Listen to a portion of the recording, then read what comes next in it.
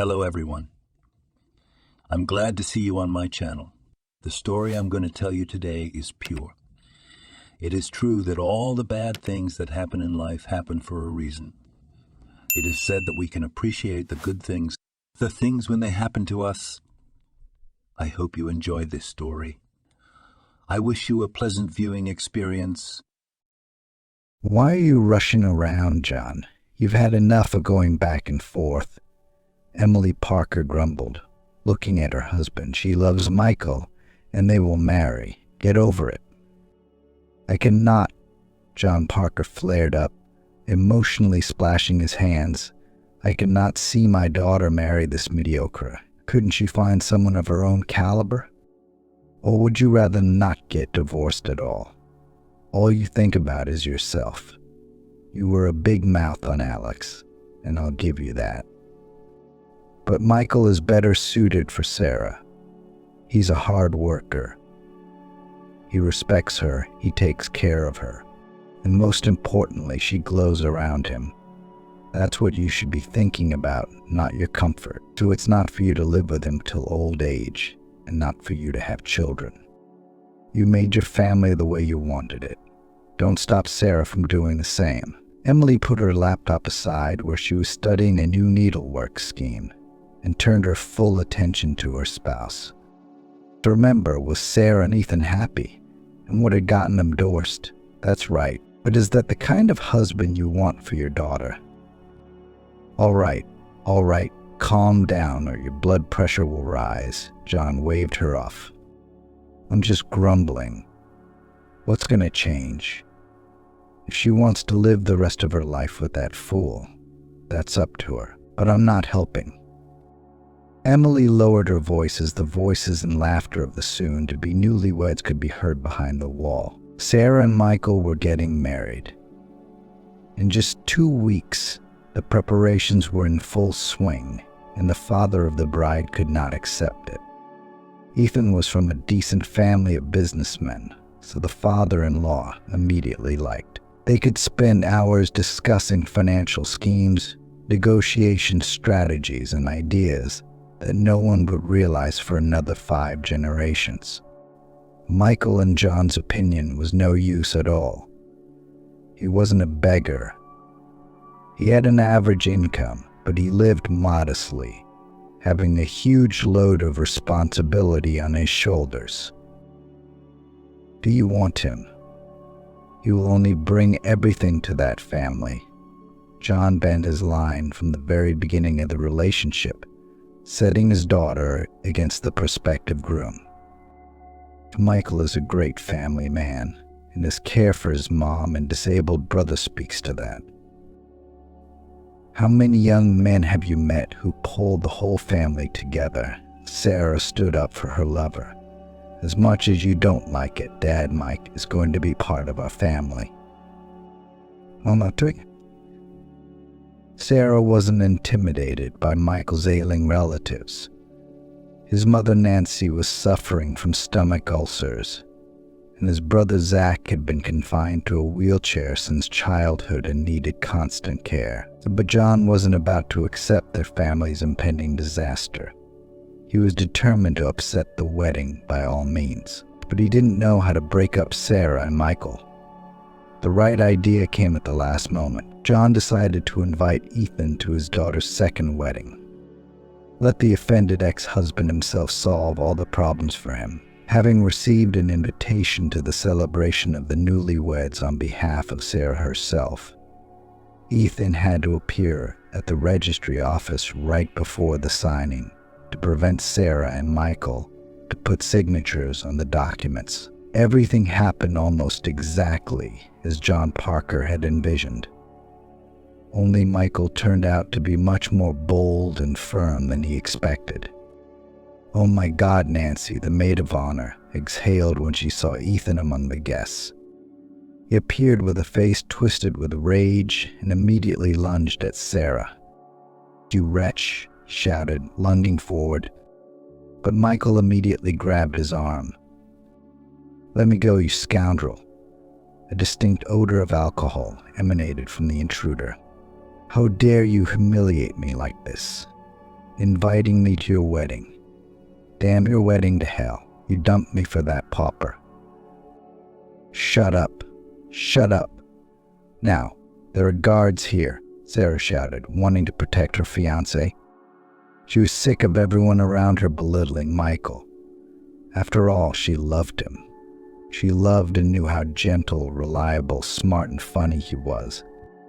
Why are you all meddling in my life? She shouted. Get him out. Michael covered his fiancée with himself. A drunk Ethan wanted to slap her on the cheek, but hit her on the sturdy man's back. Well, hold on, Michael muttered through gritted teeth. How dare you? He pounced on Ethan and flung him to the floor. Michael didn't worry about the wedding suit anymore. The opponents rolled around on the floor. A few hard punches to Ethan's face helped Michael release his anger and feel victorious. Afterward, he was dragged off the defeated man, who was spitting blood onto the white tile. Ethan sat with an expression of utter madness on his broken face. He certainly didn't feel guilty about what had happened. If you go near Sarah again, you'll regret it, Michael told him. Sarah tried to get her fiance's attention, but he was too excited to remember about the guests and the party. And inside, everything was raging with injustice and thirst to protect her beloved. How dare Ethan show up at their party and humiliate Sarah in front of everyone? You're going to regret this. Ethan struggled to his feet. Both of you will. Couple of lovebirds. You're right for each other. I don't give a damn about him. He's in the past. Sarah wrapped her arms around Michael's face and tried to catch his gaze. I'm here, I'm with you. Please, just calm down. We have to go to the signing soon and you're covered in bruises. Yeah, okay. I'm cooled down. Someone handed Sarah a damp napkin and she gently wiped her fiance's face. A bottle of water was held out from the other side so Michael could catch his breath. It's okay. He's gone, Sarah continued in an already calmer tone. Are you ready to walk through that door and change everything? And of course I am, Michael managed to smile and kissed his fiancée to the hooting of everyone. Hey, it's still early, shouted someone in the crowd, which diffused the situation. After they put wedding rings on each other's fingers and solemnly signed the marriage registration document, all worries dissolved. And now they became spouses, made a new step in their relationship. But despite the birth of a new family, witnesses of the fight between Ethan and Michael left the impression that now these two had become irreconcilable enemies. And in the heart of Sarah crept a suspicion that it was set up by her father. The young people were not ignored. Everyone wanted to dance with the culprits of the celebration, to send their congratulations, to receive a sincere smile in return. To the holiday itself, it was impossible to pick on, even with great desire. Sarah worked for months on the sketch of her own dress, the decor of the hall, the selection of musicians and playlist. She'd worked with Emily Parker and Nancy on the menu. But something still made her husband sad. Zach and Mom aren't coming, he said over the phone a week before the wedding. Why? She wondered, immediately hugging Michael. Sarah knew how hard it was for him to take care of his family, and understood that he was upset. I understand Zach doesn't like gatherings. He's uncomfortable in a wheelchair, and the attention from people scares him. But Nancy could stop by for an hour. You say it, Michael replied irritably, but immediately calmed down. I'm sorry I'm edgy about this. I've done so much for them. They can't even be happy for me to attend our wedding. I know they're not used to that, and your family doesn't like us. But we can be patient. Besides, I'll also have to be gone for an hour to help my mom put Zach on a new medication through an IV. She's scared herself. Sarah sighed heavily. She was used to Michael's family treating him like a slave, not realizing that he deserved personal happiness. It wasn't his fault he wasn't sick of anything. But sometimes it was as if his family blamed him for it and took advantage of his kindness. Let's hire a nurse for the day. It may be expensive, but the wedding is worth it. We can afford it once. Zach will be looked after, and you can dance with your mom at our wedding. But Nancy didn't dare leave her son in the care of a stranger.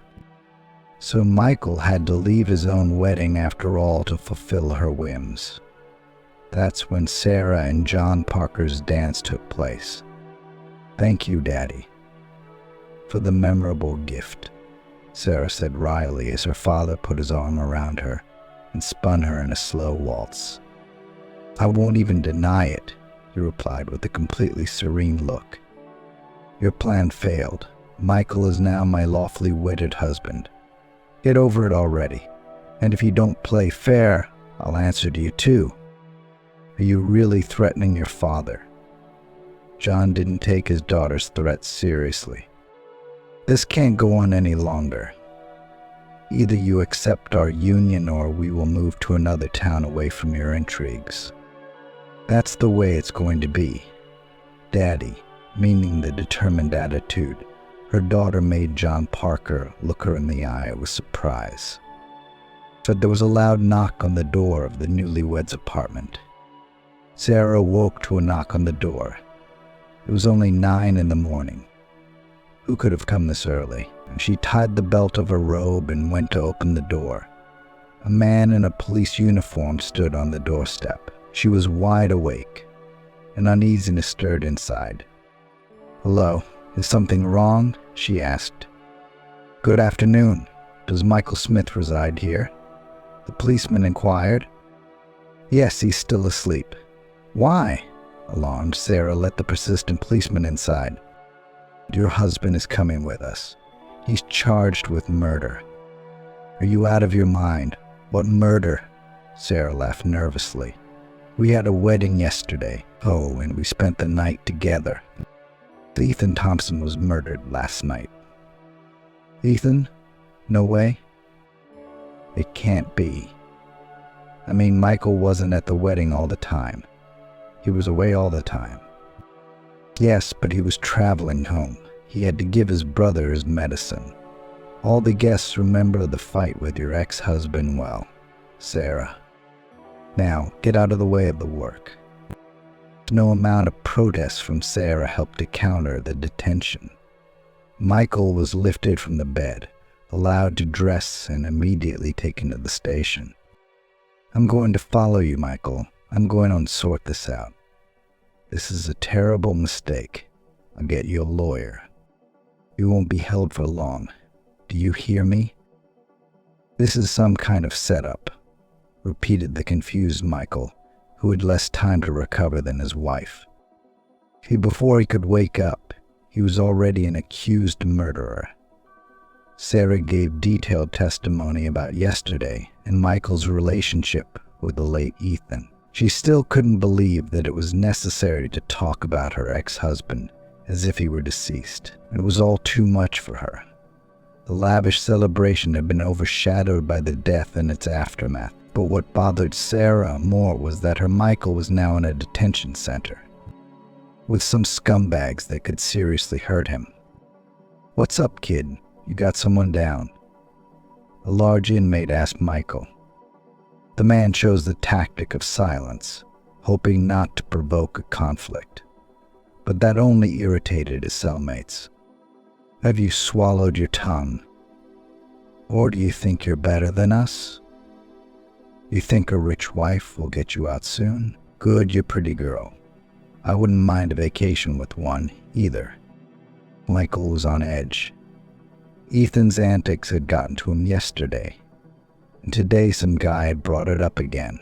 The fight had come out of the blue. Both of them had been hit hard. The other detainees began to encourage their rivals to fight harder, until the police officers separated them. Only later Michael realized that he was wrong to fight. His temper could be attributed to the constant aggression in his character, and that would be an indicator that he was capable of murder. Dad, you have to get Michael out of there. He's already been beaten up. Sarah began without greeting, showing up at her parents' house. I've heard about your sweetheart's exploits. You're wrong to think I'm going to help. Now his true nature has been revealed. He's a murderer, daughter. A murderer, John Parker pressed, seeing that Sarah was ready to cry. Believe me, Michael didn't do this. He's not like that. You're only glad he did, but he's not allowed to be there. Dad, how can't you understand? He'll be ruined, maimed, or even killed. Let them work it out for themselves. You stood up for your husband, didn't you? Keep standing up for him. I won't get my hands dirty in crime. John remained adamant and left the room. While Sarah cried, afraid of the unknown future. Only yesterday she had been a happy bride, and today she was the wife of a murderer. How would she deal with this alone? All day long she darted back and forth to get her husband out of the detention center as soon as possible. After her father refused to help her, she realized she could only rely on herself. I want to see my husband, Sarah told the duty officer at the police station. His lawyer is about to arrive, and soon you won't be able to keep him here for anything. Citizen, calm down. No one is intentionally abusing your husband. It's just the way it is. What did you say his last name was? After a few nervous minutes of waiting, Sarah was escorted into the office by Alex Parker, the investigator on Alex's murder case. Michael was brought in. Sarah jumped up from her chair and held out her hands to her husband. No touching, barked a policeman from behind the door who was watching the couple's rendezvous through the bars. Jesus, what have they done to you? Tears were running down Sarah's cheeks.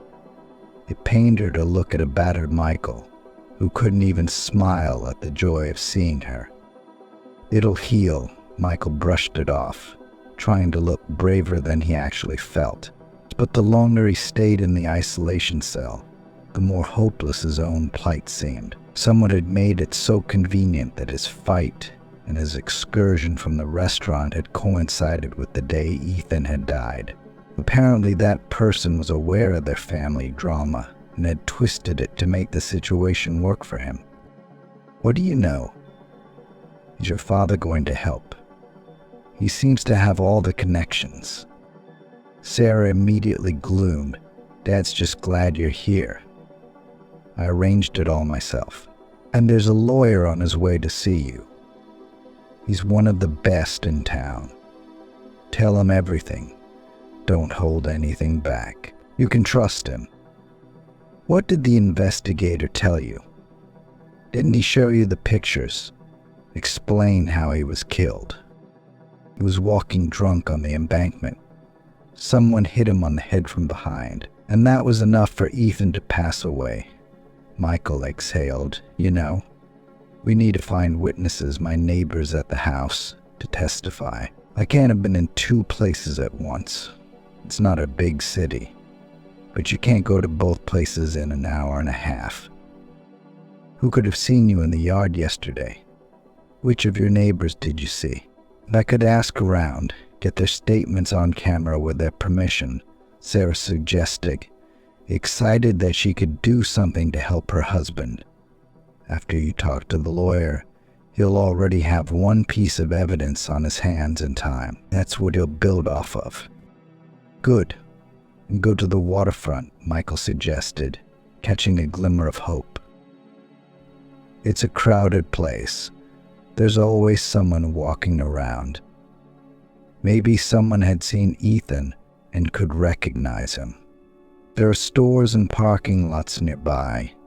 There should be cameras in them. Are you right, Sarah's thinking. But whoever committed the murder and set you up so cleverly wouldn't show up in front of the cameras. But I'll check it out anyway. Hang in there. It'll all be over soon. "Oh my God, I want to hold you so badly." Michael sang the whole thing, but he had to let his wife go with just a look. And Sarah had to go tricky to get the sect footage from the stores nearest the waterfront. "My fiancé was hit on the head and robbed yesterday," she said, dropping tears. "And we have a wedding in a week. Help me find the scoundrels. I beg you very much." But everywhere she got the same answer. "Excuse me, girl, but we have cameras to keep the local vagrants away. In summertime, the stalls are outside, so they carry everything they can carry, and these things scare them off." "Vagrants? Are they in this place all the time?" Sarah asked hopefully, finding a new clue to the horrible crime. "Yeah, always hanging around, begging for alms from kind-hearted passers-by.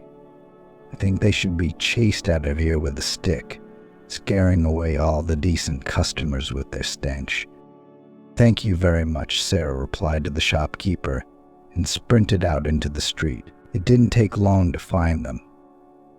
A group of 4 men in old clothes were squatting shoulder to shoulder. It was getting colder outside, and they were trying to warm themselves with each other's warmth. "Hello," Sarah began cautiously. It was her first time interacting with homeless people, so she was a little apprehensive. "My name is Sarah. I need your help. There was a crime here on the waterfront last night. A man was killed and my husband is being blamed. Have any of you seen him?" She pulled her phone out of her purse and opened Ethan's photo. "Any change will help me. I'll pay it. No offense." But no one spoke to her. The vagrants glanced among themselves as they continued to study the decently dressed girl with shiny things in her ears and around her neck. These people were not used to trusting strangers. What if it was the police? Vagrants never got along with law enforcement, so they were waiting for a trick. "I'm not here with malicious intent," Sarah added, as if reading their minds. "Don't be afraid of me. I am in a desperate situation. Please consider whether you noticed anything unusual yesterday." Suddenly, one of the homeless men stood up. He appeared to be a man in his early 40s. The exact age was hard to guess. I saw him wandering around for a long time, like he was waiting for someone. Then he went around the corner. There were screams coming from there. "Female." "Are you sure?" Sarah wondered. The police hadn't said anything about a woman. Shouldn't they have known more? "I'm sure," the homeless man said firmly. She ran out of the alley afterward. Young, blonde, kept turning back. Maybe she was afraid they'd run after her. So why didn't the police say anything about her? Sarah wondered aloud, since they have another suspect. Why was Michael the only one in custody? I don't know that. But one thing I remembered was that she had something on her cheek, a scar, maybe a burn or some kind of wound, Lev recalled. And then consciousness struck Sarah in the head.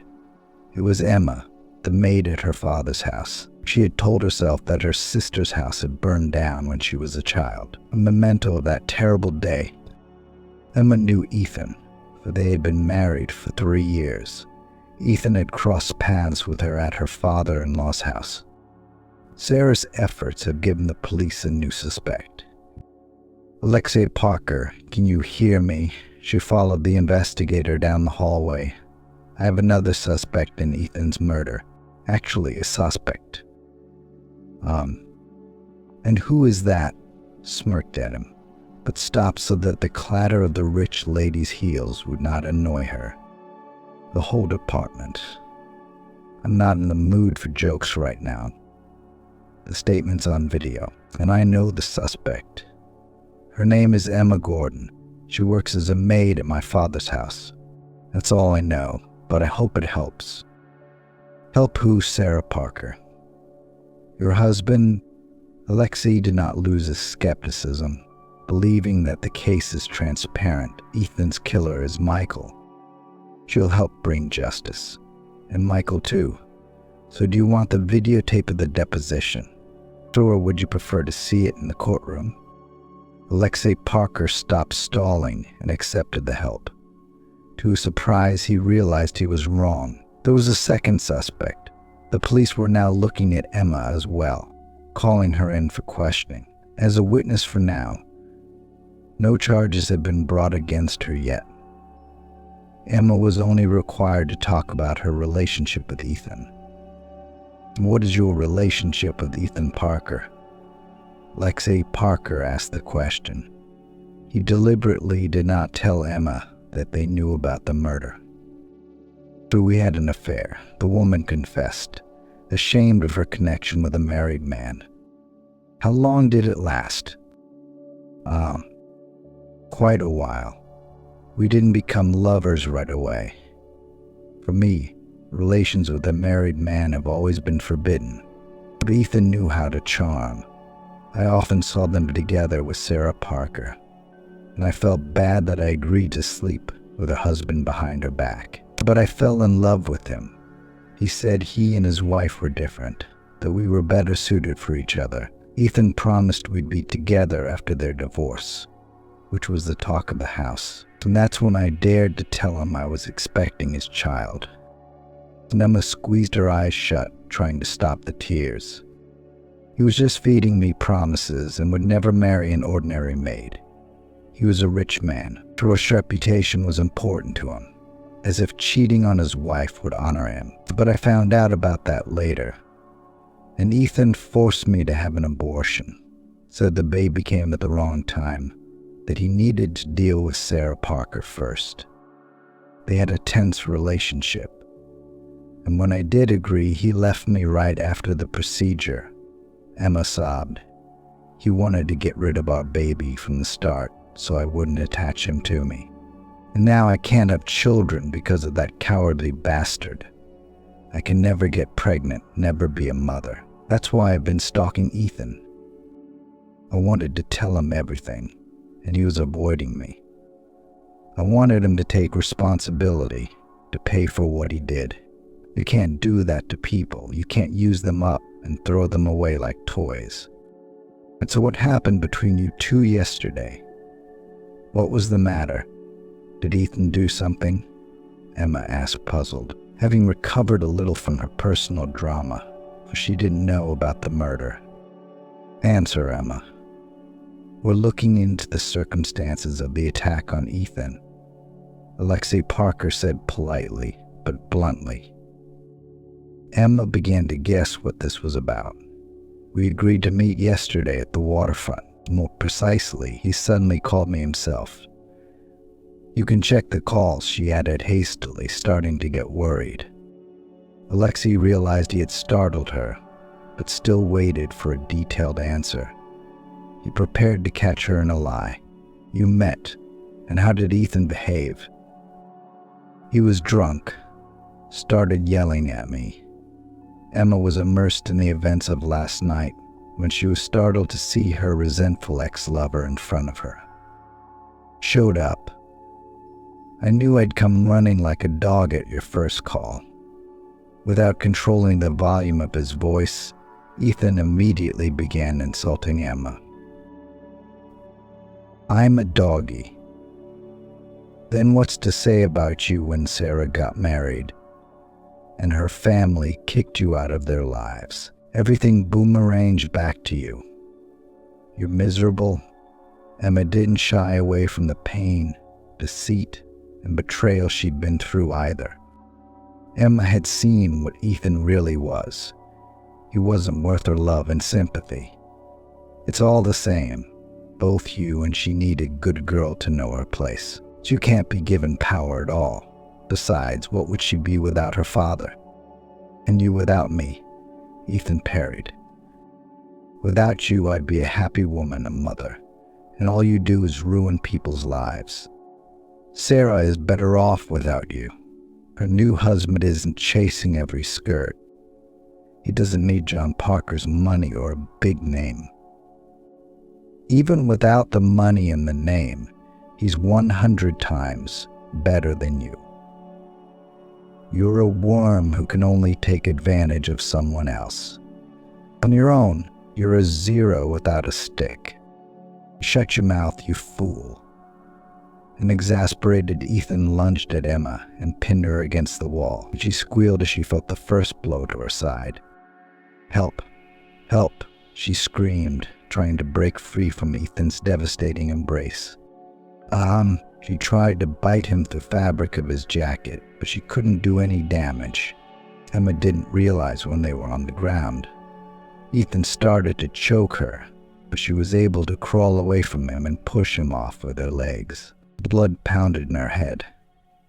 Emma was driven by only one thought: to save herself. She grabbed the first thing she could get her hands on and kicked Ethan, who was on all fours, in the head. He immediately collapsed to the ground and groaned. "Oh my God." Emma dropped the rock from her hand, staring in horror at the red stain on the back of Ethan's head. As she ran out of the alley, she caught sight of a man apparently running toward her scream. But she wanted nothing more than to be away from this place and forget what had happened like a terrible dream. He was still moaning when I ran away. Emma looked straight into Alexa Parker's eyes. It was self-defense. "Whatever he told you, I'm the victim. I have bruises on my body." Emma pulled back the collar of her blouse, exposing her neck. There, his hand marks. "Emma Johnson, you're under arrest for the murder of Ethan Parker." Alexei rose from his seat. A second police officer entered the interrogation room and pulled out handcuffs. "How murder? He died because of me." A look of horror and disbelief froze on Emma's face. He was breathing. I'm sure of it. I couldn't have killed him. Sarah spent most of the evening at the police station, guarding Alexei to tell her how Emma's interrogation had gone. "You do realize I don't work for you," he said, noticing the woman. "I can make you happy. We have a second suspect." "She confessed?" Sarah asked anxiously, rubbing the handle of her bag. "So they're letting Michael go home?" "Not tonight. He'll still spend this night in lockup. We need to check Johnson's word, interview witnesses. She said she saw someone near the murder scene." After hearing about Emma's personal tragedy, Sarah realized Ethan had played himself to his own death. They divorced, after all, because their families began to denounce rumors, as if the son-in-law John Parker more than once noticed in the company of other women at various events. Ethan did not even deny it when Sarah gave him an interrogation with bias. "He's a creep though, daughter, but he's good at business. A man like that should be kept to himself. Who am I going to leave the firm to after me?" "You're not exactly eager to run the family business," John was saying. "But are you saying I should turn a blind eye to his goings-on and live with the shame? I'm your daughter after all. Why aren't you on my side?" "For a man to get carried away sometimes is a common thing. Nature. What can I do?" John answered, averting his gaze. "It's meanness, betrayal. I'm not going to spend the rest of my life living next to a mean, lying, insatiable animal who doesn't respect me." Sarah wanted to stay on top of the investigation. She breathed a sigh of relief that as soon as tomorrow Michael could be cleared of all charges. But she was also worried about the fate of Emma, who had also been duped by Alex. The next morning, Sarah reappeared at the police station, insisting on seeing Emma. "Sarah Parker," Emma exclaimed upon seeing her erstwhile rival. "I'm not here to scandalize, I'm here to help." Sarah sat down across from her. "I'll get you out of here. Already called the lawyer. Tom Green is a good one. He's going to push for a state of mind. You were defending yourself, weren't you? And finding people to corroborate Ethan's alcohol-fueled rampage won't be hard, I think. Thank you so much. I couldn't have hoped for your help." "I'm so sorry to you," Emma apologized sincerely. "It's in the past. It doesn't matter to me anymore. All that matters is that Michael is free, But why are you doing all this for me? Because you don't deserve to go to jail for killing that bastard, Sarah smiled. In the hallway, Anna ran into Louis, the same homeless man who had told her about Emma at the murder scene. You were brave enough to testify after all. You were afraid of the police, weren't you? Yes.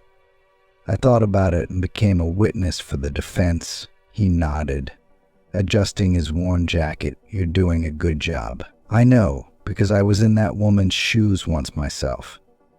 I didn't have someone like that on my side. Now I got nothing to lose. Louis had several reasons for helping to free Emma. He had a crush on her, so they had met under strange circumstances. A homeless man wandering the city. She, an alley woman with blood on her hands. But Louis wasn't deterred by this moment. He dared to cooperate with the police to be sure. For once, that justice would be served. As soon as she heard from Michael's lawyer that he was being released from the detention center, all thoughts in her head disappeared. She saw her battered, exhausted, but happy husband. Sarah ran to him, hanging on his neck. "Hush, hush, my love," Michael gasped, as his wife's touch made his whole body ache. "I'm not a Terminator." "I missed you so much," Sarah cried, feeling a great relief in her chest. She had only been away from her husband for 2 days. What had it cost her? The frantic anxiety had not left her for a moment, but it's all behind her now. "When you have no more ex-husbands, I can't take another one like that," Michael grinned. Sarah gave him a disapproving look. "I don't want to think about that nightmare anymore. Come on, you need to go to the hospital. I think that wound above your eyebrow needs stitching. Why can't you control yourself even behind bars?" Michael listened to his wife's grumbling with a smile. Leaving the police building with a light heart, he decided that he would never even drive on that street again. Emily Parker and John Parker were already waiting for the children at home at the set table. "Michael, my boy, what have they done to you?" She sighed beside her son-in-law. "Our poor baby. Sit quickly at the table. Eat a lot. You must have starved there. It's no big deal. The main thing is that you got out." Michael smiled at his mother-in-law's greeting. "Thank you for taking care of my family." "Welcome back." John only shook Michael's hand without sentimentality. His son-in-law's return didn't please him much. He had hoped that Sarah would finally realize that such a vulnerable man like Michael, she is not a match without someone else's name, and money is not capable of anything. But his expectations remained dreams. "I hope you remember what I told you at the wedding, Dad." Sarah stepped up close to her father so no one else could hear them. "You take up your old ways, you won't see me or your grandchildren. I managed without you. I can keep it that way." "I hear you, daughter. You don't need to threaten an old man father." John placed his palm over his heart. To which Sarah only hummed. She didn't want to find out more about her relationship with him. She was more concerned with the well-being of her husband and their family life. While Sarah was enjoying her lover's attention, Emma's fate was being decided. As a result of his work, Tom Green presented Louis's testimony at the preliminary hearing, along with a medical report on Emma's beatings and testimony from people in Ethan's circle. The verdict came quickly. Emma did not act with the cold-blooded purpose of killing her former lover, but was merely defending herself against an attack. "Your Honor, my client, a frail, frightened woman, would not have been able to stand up to a large man in an even fight. During our investigation, we learned that Ethan became violent when he drank. My client had no chance of surviving if their fight in the alley had continued," the attorney said. "I agree with you," the judge nodded. "I think there is no point in taking the case any further. Emma's actions are found to be self-defense. Emma was immediately released and allowed to return home. For a while longer, the residents of the house and John and Emily's servants couldn't get used to the idea that a man capable of murder worked alongside them. What a way to scare the poor woman. "Oh, Emily, you wouldn't believe how much power little Emma has in her hands," one of the maids said. "Indeed she does," Michael nodded, sitting in the living room with his wife's family. "It's hard to imagine how she could have delivered the fatal blow. People often lose their memory, their sight from such injuries, but to do it all at once, one in death." Sarah thought her mother's words made sense. Emma herself had drawn the police's attention to the fact that Ethan was still alive when she was there. And if he was conscious, why hadn't he called an ambulance?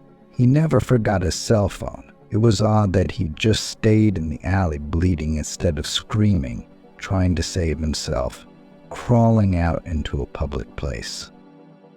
"Stop talking about that, Emma. It's just gossip," his father said. "Sick of hearing about Ethan's death from every corner every day. Can we just stop talking about it for a couple hours? I come home to rest, not to listen to crime news." "You're right, darling." Emily splayed her hands. "If you talk about something like this for too long, negativity will build up in the room. We're already feeling some tension. Let's better watch something, youngsters. Cue the comedy." Left alone with her husband, Sarah asked Michael, "Don't you think Dad is getting annoyed talking about Emma? Not because he's sick of them, but for some other reason. Why doesn't it bother him that a terrible thing has happened in our family circle?" "I've been thinking about that too. Your father usually likes to discuss the assassination attempt on a businessman as if it's entertainment. I mean, he's a big businessman himself. That's what I thought was weird. He lost it today. Maybe he knows more. After all, Emma worked for us. She was family. Her parents often referred to her as a daughter. How did this situation happen? Dad never said a word about her. So we have to find out. But do we have to?" Michael squinted, looking into the face of his wife, who was at it again, "if it concerns our family." The next morning, after waiting for her father to leave for the office, Sarah snuck into his office. Michael stayed in the bedroom so as not to attract the attention of the servants and Emily Parker. Sarah immediately noticed the papers on her father's desk. They were receipts of debt, which showed that Ethan owed his former father-in-law several tens of millions of rubles. Quickly taking a picture of them, Sarah turned back to her husband. "Ethan owes Daddy big time," she said as she closed the door behind her. "I wonder why he never mentioned it once." "That's what I mean." Michael sat down on the bed and fell silent. Sarah realized he was upset and plunged into thought. "You don't think your dad could have anything to do with this, do you?" "My dad won't give an extra penny to anyone, not even his nephews. Demands money almost as soon as it's borrowed," Sarah said, looking in front of her with glassy eyes. "That's already a serious motive. Ethan's gone rancid. When we divorced, Dad stopped supporting him. He wasn't part of the family anymore. He used to play in underground casinos. He was good at it, but he used to lose. Probably borrowed money from his dad for a big bet. Wanted to use the winnings to make things right. Ethan did that a few times in our marriage, too." Michael didn't know what to say. Sarah seemed to suspect his own father. One had to be very careful with such accusations. "You need to talk to him without accusations. Bring the conversation to that point," Michael suggested, putting his arm around her shoulders. "I'm sorry this has come upon you. I hope John Parker had nothing to do with it." Sarah remained silent. She was pleased that Michael was supporting her at a time when her father might have turned out to be Ethan's real killer. That same evening, John found his daughter in his office. "Do you have a business conversation with me?" he asked, laying out some folders from a leather briefcase. "Ethan owed you money. I saw the receipts." "So what of it?" Dad asked calmly, continuing to go about his business. "I'm scared to think about it, but I'll ask nonetheless. Did you kill him? What do you think that sum was worth, to resort to such drastic solutions? What's in it for me with his death? No money from the corpse." Sarah realized her father was right, but his behavior in the last few days still seemed very suspicious. He avoided any conversation about Ethan, as if he felt guilty. And he'd been warmer with Michael, even though he rarely spoke to him. "I didn't kill Ethan personally, but I did go to debt collectors who collected on his debt. I guess they didn't go too far in getting the money."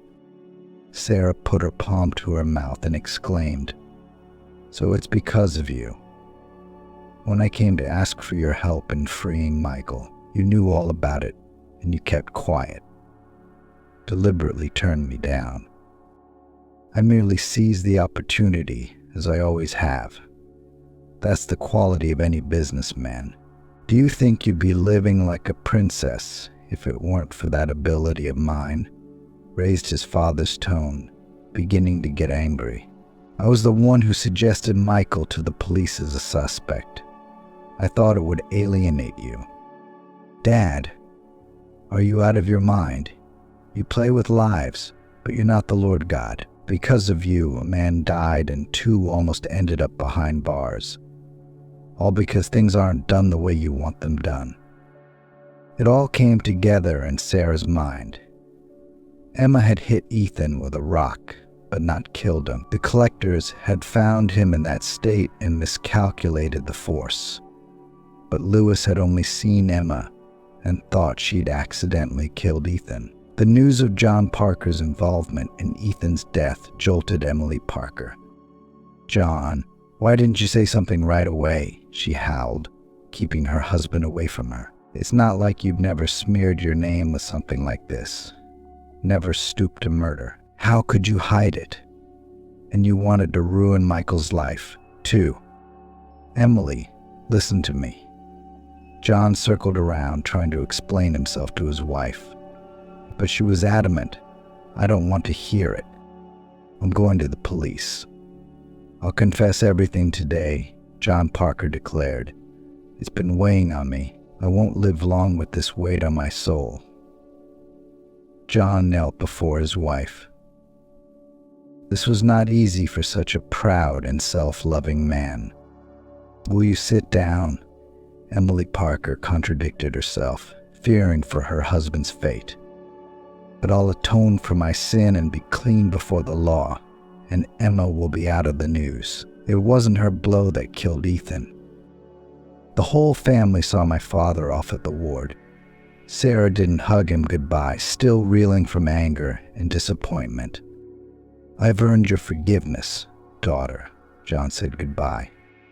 And Emma decided to meet Sarah with Michael and Lewis after the victorious hearing. "I don't belong among you. I'll wait outside. Where would I go dressed like this?" He looked down at his modest clothing. Lewis didn't look like an alcoholic vagrant who had finally lost touch with reality.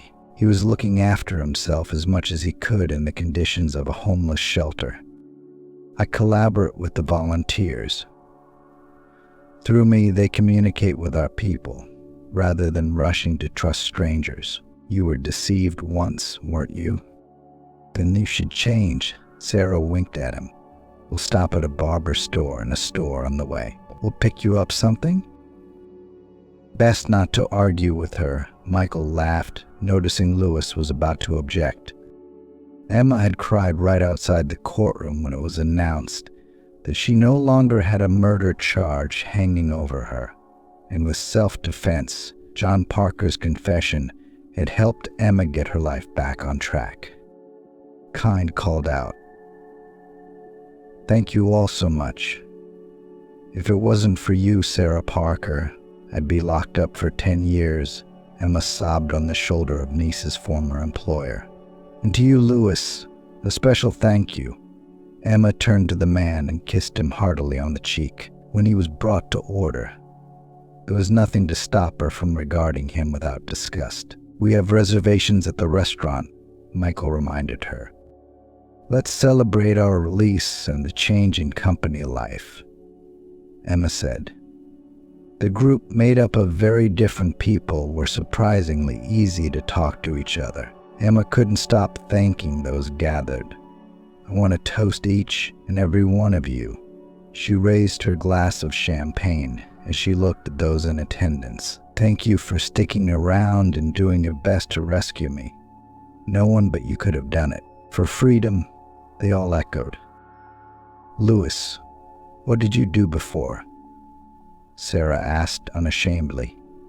She didn't feel she had to pity him or sidestep uncomfortable questions. Louis spoke intelligently, and he knew how to hold his own socially. His leadership position among the homeless made him a confident past professional. 7 years ago, I was a chief accountant for a large firm. Loved my job. Came in almost like a holiday. I love numbers. But when my bosses started having problems with the tax office, they made me look bad by providing black documentation. I had no idea about these papers through which money was being laundered. They gave me a 4-year sentence, and my pregnant wife was left alone without my support. I had an insurmountable fine on me, which began to be seized in the form of various property. Ashley was left without a roof over her head. Relatives took shelter.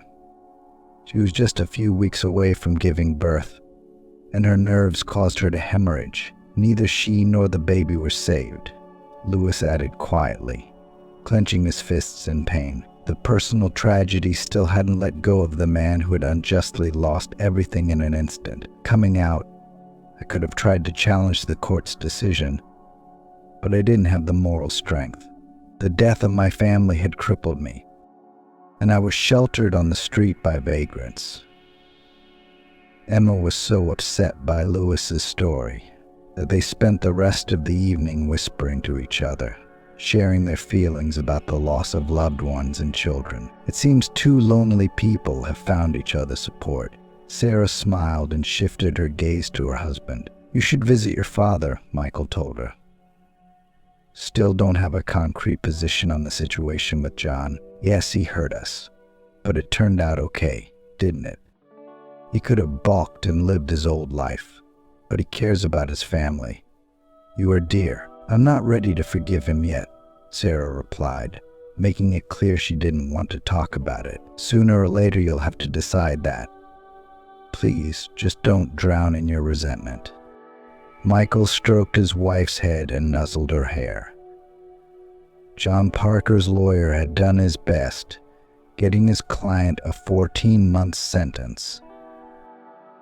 Emily Parker was at first as adamant as her daughter, but then began to visit John often in prison, bringing him something tasty. Totally lost weight, Emily worried, unable to touch her husband during the visits. Don't worry about me. How are the kids doing? Michael doesn't hold a grudge against you, John asked. Sarah, on the other hand, she's still turning her nose up. Won't come over, replied Emily. It's my own fault, sighed John Parker. I'll have to earn her trust. Michael's at the helm now, by the way, and Sarah's helping him. You said his education was nothing, but the boy's a natural. He's brought in a savvy financial advisor named Louis, our Emma's fiancé. He got Michael up to speed, and now he's a fish out of water in business. Who'd have thought it? He did, the bastard. Louis has a smart mouth, John said with a smirk. Emily Parker did not exaggerate Michael's merits. Thanks to Louis's support, he had figured out what was going on in the company and was making lucrative deals one after another, turning his competitors into partners. Business was booming. Within months, the firm's reputation had leveled off. After John confessed to his crime, the young family's finances grew several dozen times over. "I wonder what your father would say to that," laughed Michael, choosing in the salon adapted for the disabled car. He had recently been able to pay for his mother's expensive surgery, and Zach had purchased a power wheelchair. Now it was easier for him to get around. "Never admit he was wrong," Sarah hummed. "But who knows? Maybe he'll get some fatherly feelings." Though Sarah continued to snicker at the mention of her father, in her heart she had long since forgiven him. If Michael had no grievances against his father-in-law, she would let hers go. During their time at the firm, Louis and Michael became friends, and Sarah and Emma hit it off. Each got their own slice of happiness, moving only forward. "What a beautiful table," egghead Louis, kissing his lover on the lips. "What masters you are." "Lavushka is mine," Emily Parker stroked his back. "Father will be brought in any minute now. Won't Michael be jealous that you're making nice with Louis?" Emma giggled as she watched Emily groom her guest. Everyone awaited John's return from prison. Sarah and Michael had met him at the very gates of the correctional facility and were on their way to his home. When John Parker appeared in the hallway, his wife rushed to hug him back, "Dear, welcome back." Emma hugged her father, too, having no more hard feelings. After hugs, tears, and joyful laughter, everyone sat down at the table. John Parker couldn't wait to chat with Louis, who had helped his son-in-law raise his firm from its knees. Louis and Emma's wedding day was approaching. There were people constantly hanging around the bride and groom's apartment, advisors on how to organize the celebration. But as worried as Emma was, Sarah quickly weeded out the superfluous. "We'll organize everything ourselves, friend. So good to have you." "My head is already swelling." Emma complained about the abundance of wedding ideas. The fabulously beautiful ceremony, only the closest people were present. The tables were set on a country site in the open air. Guests sat under a tent protecting them from the sun. There, sitting with her family, Sarah raised a glass of mineral water and addressed her family. "I have a toast. Let's drink to our fathers." Emily smiled at John Parker and then directed a tender look at Michael, and to those who will soon be. "Are you pregnant?" The man rose from his seat. "Yes, honey, we're having a baby boy," Sarah replied. The family immediately began congratulating the parents-to-be, kissing them and showering them with wishes. Emma, as if sensing something, turned to Sarah and sent her friend a kiss.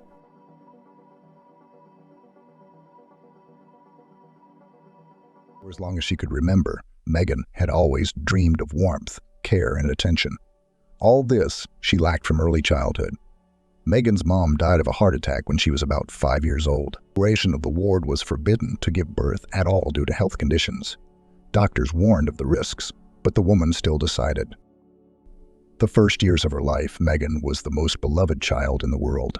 She vaguely remembered those times of warm hugs, mom's tender words, and kind smile. But of course, no matter how hard Megan tried, she couldn't remember the details. Mom's face was lost in a blur. And then Megan was left alone with her father, a somber and uncommunicative man. He faithfully fulfilled his parental duties, fed his daughter, bought her clothes, even checked her homework, but any heart-to-heart talk was out of the question. Her father asked only specific questions about her grades at school, her health, her plans for vacations. Sometimes he wondered if anyone was hurting his daughter. Megan couldn't remember if Dad had always been so uncommunicative or if he had been so changed by the death of the woman he loved. Megan had heard from neighbors that her father loved her mother very much. He had long sought the favor of the modest beauty. And then, when Elena married him, fulfilled every wish of his wife. It was hard for Megan to imagine her perpetually dissatisfied father as romantic, loving, attentive. As she grew older, the girl understood. The father blames his daughter for the death of his spouse, accidentally overhearing his conversation with a neighbor. The men were standing in the stairwell, and Megan was just returning from school. The anniversary of her mother's passing was approaching. I guess that's why the neighbors, longtime friends, were having this conversation. "I told her to get an abortion," Dad said quietly. But she wouldn't have it. "Let it be," she said. She had a premonition that everything would end well. Megan, hearing these words, froze under the stairs. She just couldn't get up right now, thus giving away her presence. "Well, it's all good in the end, and it was good at first," Uncle Peter, the neighbor, pointed out. Megan knew her mom was friends with his wife and Aunt Gray. Megan was born. Adeline still had a whole 5 years to live afterward. "That's so sad," Dad agreed, but her health was failing, and I could see she was getting worse.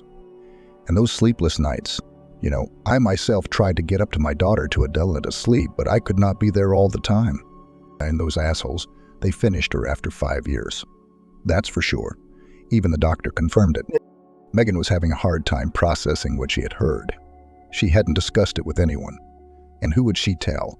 Her father, as it turned out, considered her the culprit of all his misfortunes, so he probably didn't talk to his daughter much. Megan didn't have any grandmothers, or rather she had one, her dad's mom, but she lived far away in the country. They saw each other very rarely, and of course, warm, trusting relations between them did not arise. And girlfriends. What about girlfriends? You can't talk to them about such topics. They won't understand. They're just fine. Each of them has a mom, a dad. Not all of them do, but Mom is the main mom. There were so many tears. Her childhood teenage years were spilled into a pillow. Longing for a mother the girl hardly knew or remembered. Sadness over the cool and strained relationship with her father. Megan dreamed of growing up sooner, having a family of her own, having children. She had no doubt that sooner or later a man would appear in her life who would love and protect her. And Megan would be happiness for him, a source of energy and inspiration. The father probably still loved his daughter in his own way. He rooted, loved, cared for his daughter as best he could, worried about her future. It was her father who arranged for the girl to go to the University of Economics and Law, and even to the prestigious Faculty of Finance and Economics, connected some connections. And now his daughter, who would hardly have been admitted on general grounds, is a student of the best university in the city. No, Megan was not stupid or lazy. She had always done well in school, and she had always done her homework diligently. But it was just that to enter this faculty required a very outstanding ability. The girl didn't have them, so her father helped her. True, among the girl's classmates, as it soon turned out, outstanding abilities possessed few. So many then got into the university this way, either for money or by blat. Megan liked studying, and somehow warm, friendly relations with her classmates were formed at once. Most a wonderful student time began.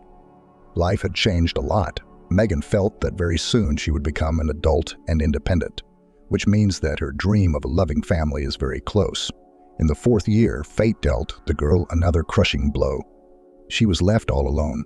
Her father is frowning and not talking, but so reliable. In the shop where he worked, a milling machine operator, a gas cylinder failed, and a fire broke out. There were few casualties, but Megan's father was among them. Then left alone in the whole world, Megan realized that all this time felt the support and love of a loved one. Yes, her father had been that kind of man, unable to express his feelings, not saying much. But now Megan realized it, how much he did for her. About a year, the girl came to herself, got used to the new world without her father, and then John appeared in her life. John was a student at their school, but he was in a different department, law school. He, like Megan, was graduating that year. They met at a lecture in the auditorium, which was common for soon-to-be graduates. Young people were told about the very procedure of graduation, state exams and diploma, introduced young people to possible employers, presented companies that offered jobs to the best and most diligent students. It was interesting. Megan happened to be among strangers. Her friends were sitting at the other end of the hall, but Megan was a little late, and there was no seat next to them. So she had to sit where there were still empty chairs. At first, all the girls' attention was focused on the stage. She caught every word of the speakers, even wrote something down. "My bird," An unexpected question took the girl by surprise. She turned around and looked at the speaker. A handsome guy was looking at her with a smile. A wide smile, white teeth, correct facial features, and bright blue eyes. They immediately charmed Megan. There was so much interest in them. The girl suddenly felt that she cared about this man. "It's so depressing," he repeated, "and the weather outside is so beautiful. Spring is in full swing. There's a spring flower festival in the park. Why don't we run away?" It was the first time Megan had ever seen this guy. Besides, the lecture was very important and interesting, and after it, Megan and her friends agreed to go to the library to prepare together for the credit on economic theory. But all this somehow suddenly lost importance, and the girl nodded her head in agreement. The boy glowed, as if her answer made him the happiest man in the world. He confidently took Megan's hand and led her away from the classroom. Some people looked at the couple, but Megan didn't care at all. The weather did turn out to be wonderful. The sun was shining brightly from the clear sky, which was softly blue, and the freshness and purity of the greenery had just blossomed. The air was filled with the aromas of plants beginning to bloom. On the way, the young people got acquainted. It turned out that the guy's name was John. He admitted that as soon as he saw Megan, he couldn't take his eyes off her. "You're just incredibly beautiful," he said, looking at the girl. And she, strangely enough, did not feel a shadow of doubt, although always distinguished by modesty, and even stiff. I looked at you for a long time. I dared to talk to you because I was afraid you'd send me away. And when you agreed to go away with me, it was a weight off my shoulders." Megan was pleased to hear those words. She liked John more and more. What if a girl forbade herself to even dream of such a thing, so as not to be disappointed? What if he was the man she would later start a family with? Yes, these thoughts visited Megan at the first acquaintance. They started dating. John turned out to be a reliable, loving, sensitive man. Having learned the girl's story, it was as if he took her under his wing. He tried to help Megan with everything. The guy even helped her renovate her house. And more precisely, he did it himself, almost alone because the girl did not understand anything about it at all. A little more time passed. The young people graduated from university and both got a job. Megan became an accountant in a small firm for the installation of intercoms. John went as an assistant judge at the local courthouse. Megan knew by then that John was growing up without a father. His mother had given birth to him at a rather late age. As they say, for herself. She was a powerful woman who had spent her entire life in a senior position at the airport. Even now, at her advanced age, she didn't want to leave her position. John kept trying to introduce Megan to her, but for some reason, the girl was afraid of what if John's mother didn't like her. What then if this woman will be against the relationship of the only son with a girl of the lower strata of society? John laughed at these fears. Mom wasn't like that. Yes, she is used to command, but in everything that concerns me, she gives me freedom and autonomy. I've been on my own for 6 years. She's always worked hard, and I've been at home looking after the household. So don't worry, I'm not a mama's boy, and she's not a monster. Still, Megan persisted in making up excuses not to go visit John's mother. Worried, anxious, dreading the meeting. And then John proposed to Megan. It cannot be said that it was quite unexpected. Relationships of young people have long been strong. Both of them could not imagine life without each other. The girl had no doubt that John was the man she had dreamed of since childhood. He gave her everything that Megan lacked: love, attention, care, tenderness, or she could talk to him about anything. A soulmate. Sometimes Megan couldn't believe her luck. It might not have happened if she hadn't been in the chair next to John at the lecture that day. It was just such an accident of fate. John did everything beautifully, just like in the movies. He invited Megan to a restaurant to celebrate his small promotion. The girl had no idea of the true motives behind the date. Then suddenly musicians came up to them and played a beautiful melody.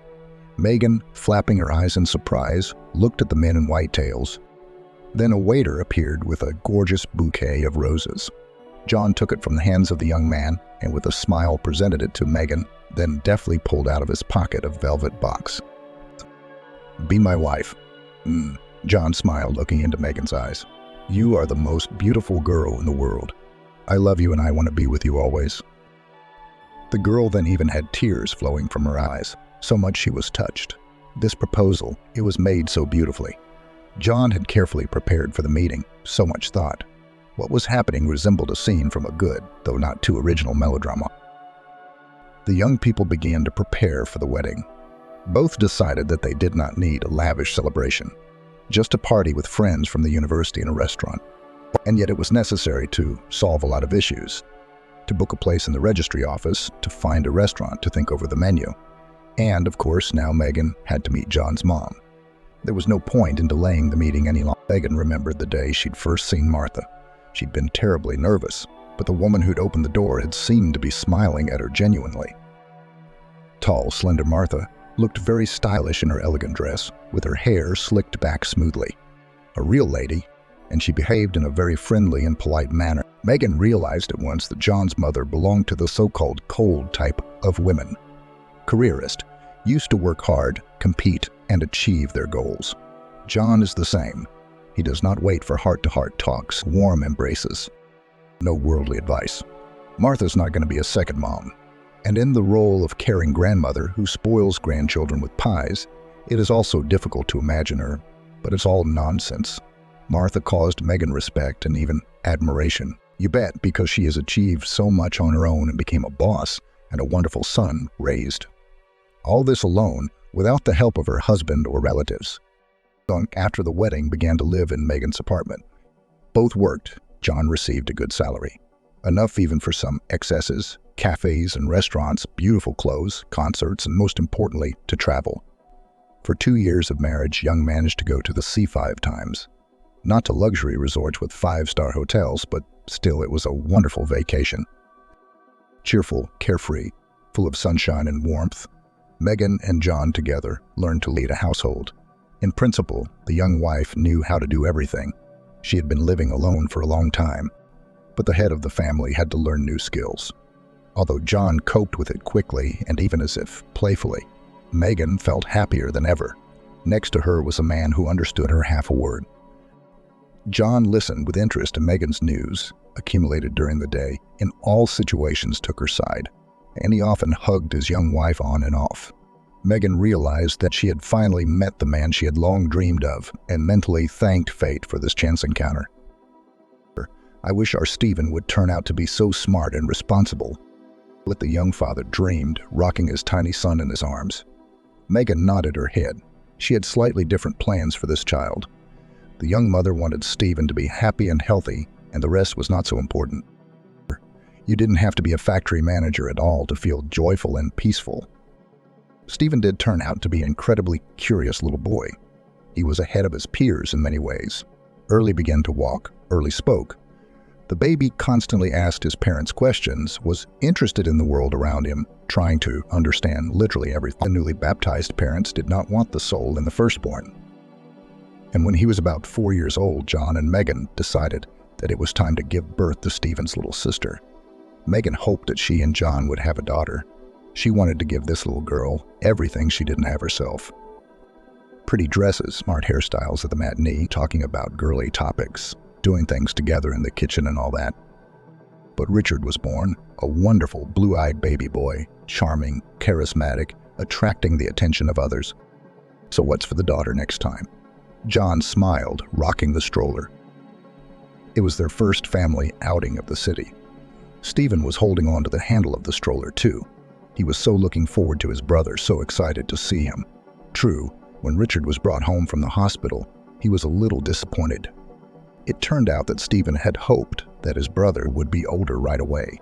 He imagined a boy with whom he could play catch-up or hide and seek. Time flew by at breakneck speed. It turned out that coping with a couple of little boys at once is not so easy. And then, unexpectedly, Martha came to Megan's rescue. Every day after work, her mother-in-law would rush home, quickly change her clothes, have dinner, and then go straight to her daughter-in-law's house. John was often late in court, sometimes coming in late at night. Megan was exhausted by evening, and it was during this difficult period that Martha appeared. To take care of the grandchildren, she would go out with the little ones to walk in the yard. Sometimes they went further into the park. It was only 2, well, at most 3 hours a day. But how Megan looked forward to them each time. While the kids were away, she had time to clean up, cook something, go to the bathroom, and all in peace and quiet. It seemed like a small thing, but for a young, tired mother, it was a real salvation. How grateful Megan was to Martha. She repeatedly told her mother-in-law about it, and the latter smiled and replied that she herself was happy to communicate with her grandchildren. No, a warm and close relationship between daughter-in-law and mother-in-law had not developed, although Megan wanted it very much. She invited her mother-in-law to tea, tried to start frank conversations, but this woman, she was some too aloof, cold, and inaccessible like the Snow Queen. It was either her personality or she didn't like Megan very much. Eventually, Megan stopped worrying about it and accepted the situation as it was. Martha stayed away from her daughter-in-law with advice, reproaches, and moralizing.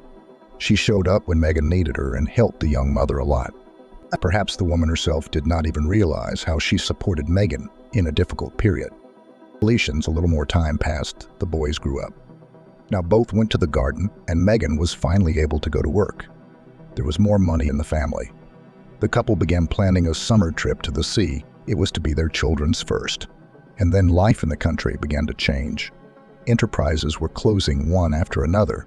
That fate befell the firm where Megan worked. The woman was out of work. John's salary began to be delayed steadily, which, by the way, at the new price level was not enough even for the most basic necessities. John was now practically never home at all. After a working day in court, he ran around the city looking for a part-time job. Somewhere to guard a warehouse, somewhere to help unload a truck. The man grabbed every opportunity to bring home an extra. Megan was a housewife now. She was looking for a job in her specialty. She ran to interviews, advertised in newspapers, but there was no result. In the end, the woman couldn't even get a job as a salesman. There was no demand for jobs in their town at that time. Megan was glad that she was able to at least find a job as a cleaner. Now she scrubbed the floors in the entryways of a neighboring house in the early morning while everyone was still asleep. It didn't pay much, but there was a plus side to the job. It ended late in the morning. The whole day was free. Money was scarce. The children were growing at a dizzying rate, and clothes were quickly becoming too small for them.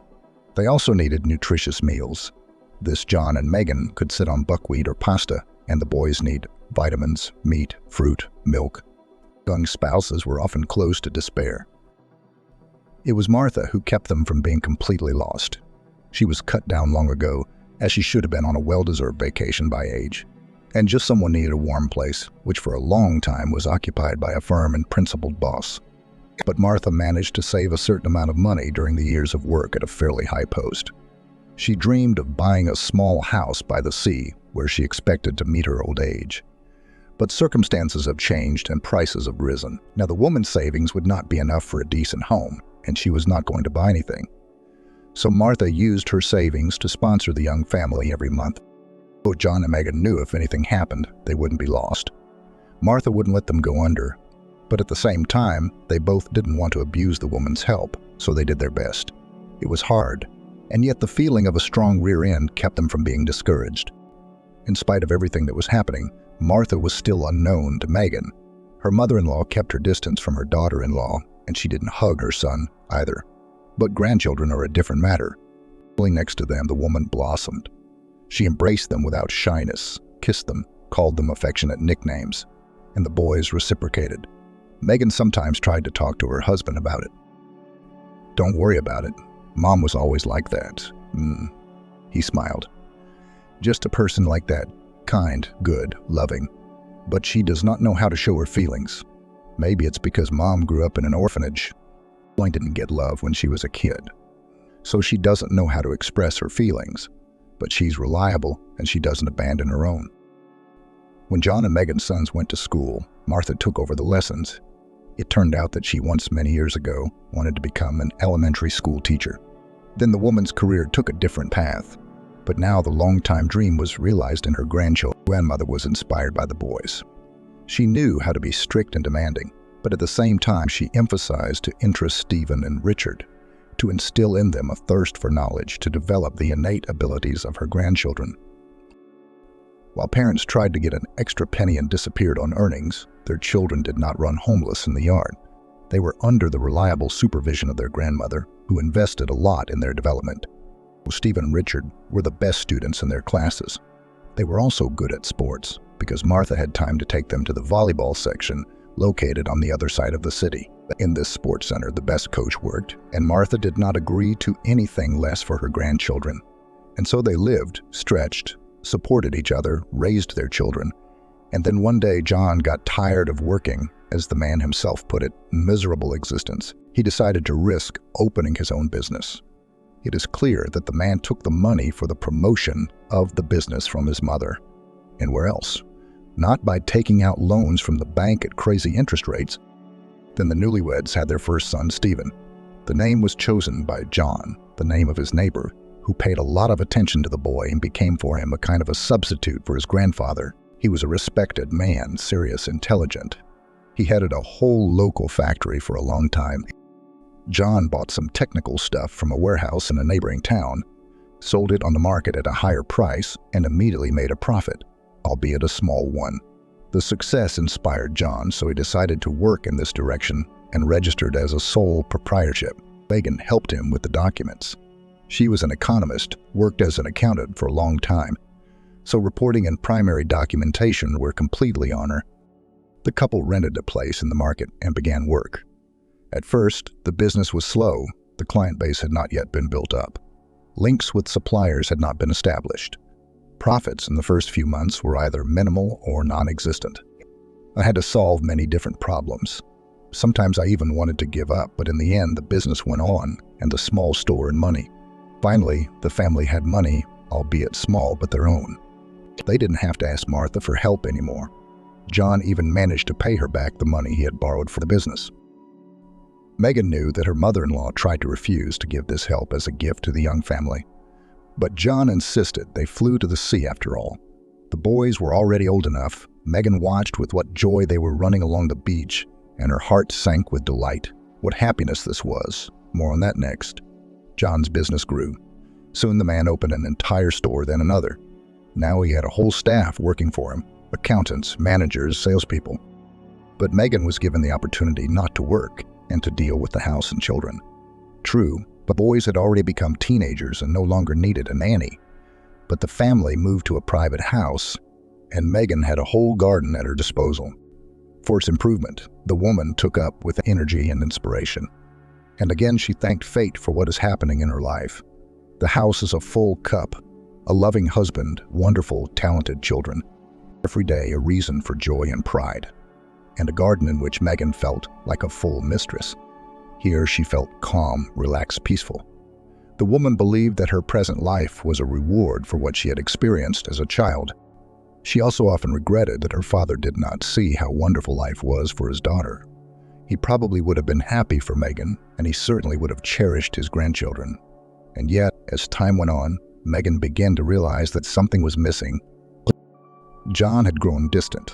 No, they still had a wonderful relationship. Her husband was never rude to her, always remembered holidays and their personal dates. Only he was too busy working. He came home late at night, often flew on business trips, literally lived his life. Stephen and Richard are almost adults now. They have their own lives, their own friends, their own interests, and that's fine. It was just a little sad that their sons had grown up so quickly and Megan hadn't had time to fully enjoy their childhood years, too busy trying to survive. Martha remained alien and cold. Such a temperament. Megan probably didn't even know until now how or what to talk to her about. Their only topic of conversation was probably Richard and Stephen. Her mother-in-law had grown old, but she still looked like an iron lady. She lived separately, and she refused to move out of her own apartment, where she was the full mistress, into her son's house. And Megan understood and supported her in this. And in this difficult period in Megan's life, again knocked happiness. She didn't even believe her feelings at first. She thought she just didn't even seem to allow the thought to be true. But then it became all too obvious. Megan realized she was expecting a baby again after all these years. John seemed overjoyed, but still took the news a little too reservedly. There wasn't the excitement in his eyes that there had been years ago when he had learned of his wife's first and second pregnancies. Wow, so unexpected. He smiled, then pulled Megan close and kissed her. We need to find you the best doctors. We're getting older, you know. Megan understood and was worried too, of course. Being pregnant in your early 20s was very different from being pregnant with a woman in her 40s. There are definitely more risks. The sons took the news of the imminent arrival of a brother or sister positively. "Wow, we're going to have a little one." Stephen smiled.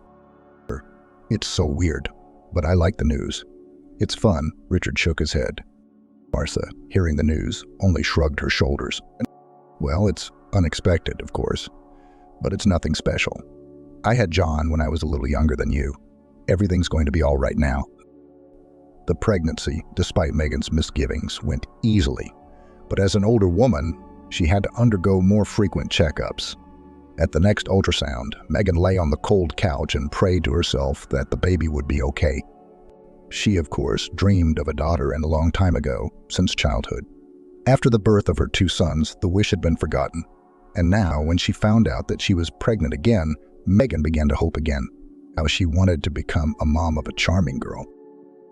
The woman chased these thoughts away from herself, convinced that one should be happy with any child. And it was unlikely that after 2 boys, suddenly such a miracle would happen. Why would it be a girl? Now, lying on the couch, Megan wanted only one thing, that with this child that lives under her heart, everything turned out to be all right. Whether it's a boy or a girl is a matter of 10. Being pregnant with her first sons, Megan didn't know much. Now she had a wealth of information that made her heart clench anxiously and her eyes gaze into the face of the doctor, inserting a sensor across her abdomen to read her emotions. Storina kept thinking the doctor was frowning. How scared she was. Was it really that bad in there? "Do you have a girl?" Suddenly the man in the white coat said in a calm, mundane tone. A hot wave of joy flooded Megan's heart. She even felt a little dizzy. She hadn't expected to be told the gender so early. And then there was a girl. Was this really happening to her? Had her dream come true after all these years? Is she all right? Megan asked Megan the question she wanted to know. "She's fine. No abnormalities." Vivian was born on her due date. Megan had thought of a name for her daughter a long time ago. Back in college, I think. The girl was born a healthy baby and soon became the family's favorite. Martha now came to Megan's house every day to babysit her granddaughter. Once again, her help came in handy. Megan adored her daughter because she had waited so long for her. She had stopped dreaming of such a gift, but sometimes she needed time to take a bath or go shopping alone. And then Martha came to the rescue again. Her time flew by at breakneck speed. Megan knew it was always like that when you have a small child. He's just a helpless little baby. Before you know it, it's already a person with its own personality and hobbies. Vivian turned out to be a pretty little girl. She took after Megan, was the same swarthy, slender, and graceful, but her eyes were her father's huge, bright blue. They shone on her swarthy, beautiful face. The boys had all grown up. Stephen graduated first. He easily got into the Boston Medical Academy. Stephen must have decided in the 5th grade that he was going to be a doctor. At first, his parents thought it was a frivolous hobby. But as time went on, the eldest son stayed true to his dream. In the end, he entered the medical school, and on the budget. Megan at first was afraid to let the young guy alone in the big city. But Stephen, he was serious enough and independent for such a university. So in the end, his mother had to respectfully accept his decision. A few years later, Richard followed his brother. He, too, entered Boston University, only he chose a different specialty. From childhood, he was attracted to computers, programs, technical puzzles. The sons flew out of the nest. The husband lived a life of work.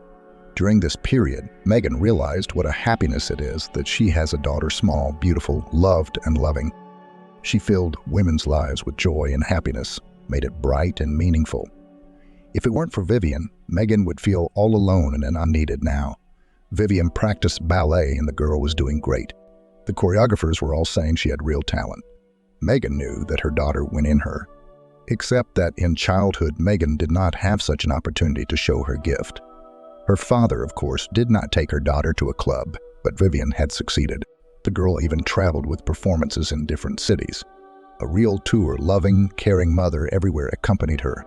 It was a bright and saturated life, which gave Megan a daughter. Everything was good, just wonderful. The boys studied and worked in Boston. Megan visited them occasionally. The sons were happy, and that made them happy. John was developing a business that was bringing in more and more profit. Now Karina had a daughter, whose long-standing dream was finally realized. It would seem, live and rejoice. But the woman's heart was increasingly clenched from some vague premonitions. Something was wrong. Megan chased away bad thoughts. She was even going to see a psychologist, but one day, the cause of the vague anxiety revealed itself. Megan had gone to the mall to find a dress for her daughter's next performance. Vivian had caught a cold somewhere in the garden, so Martha stayed with her.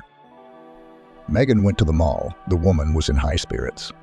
She had managed to find a wonderful outfit for her daughter, and it was just the right size.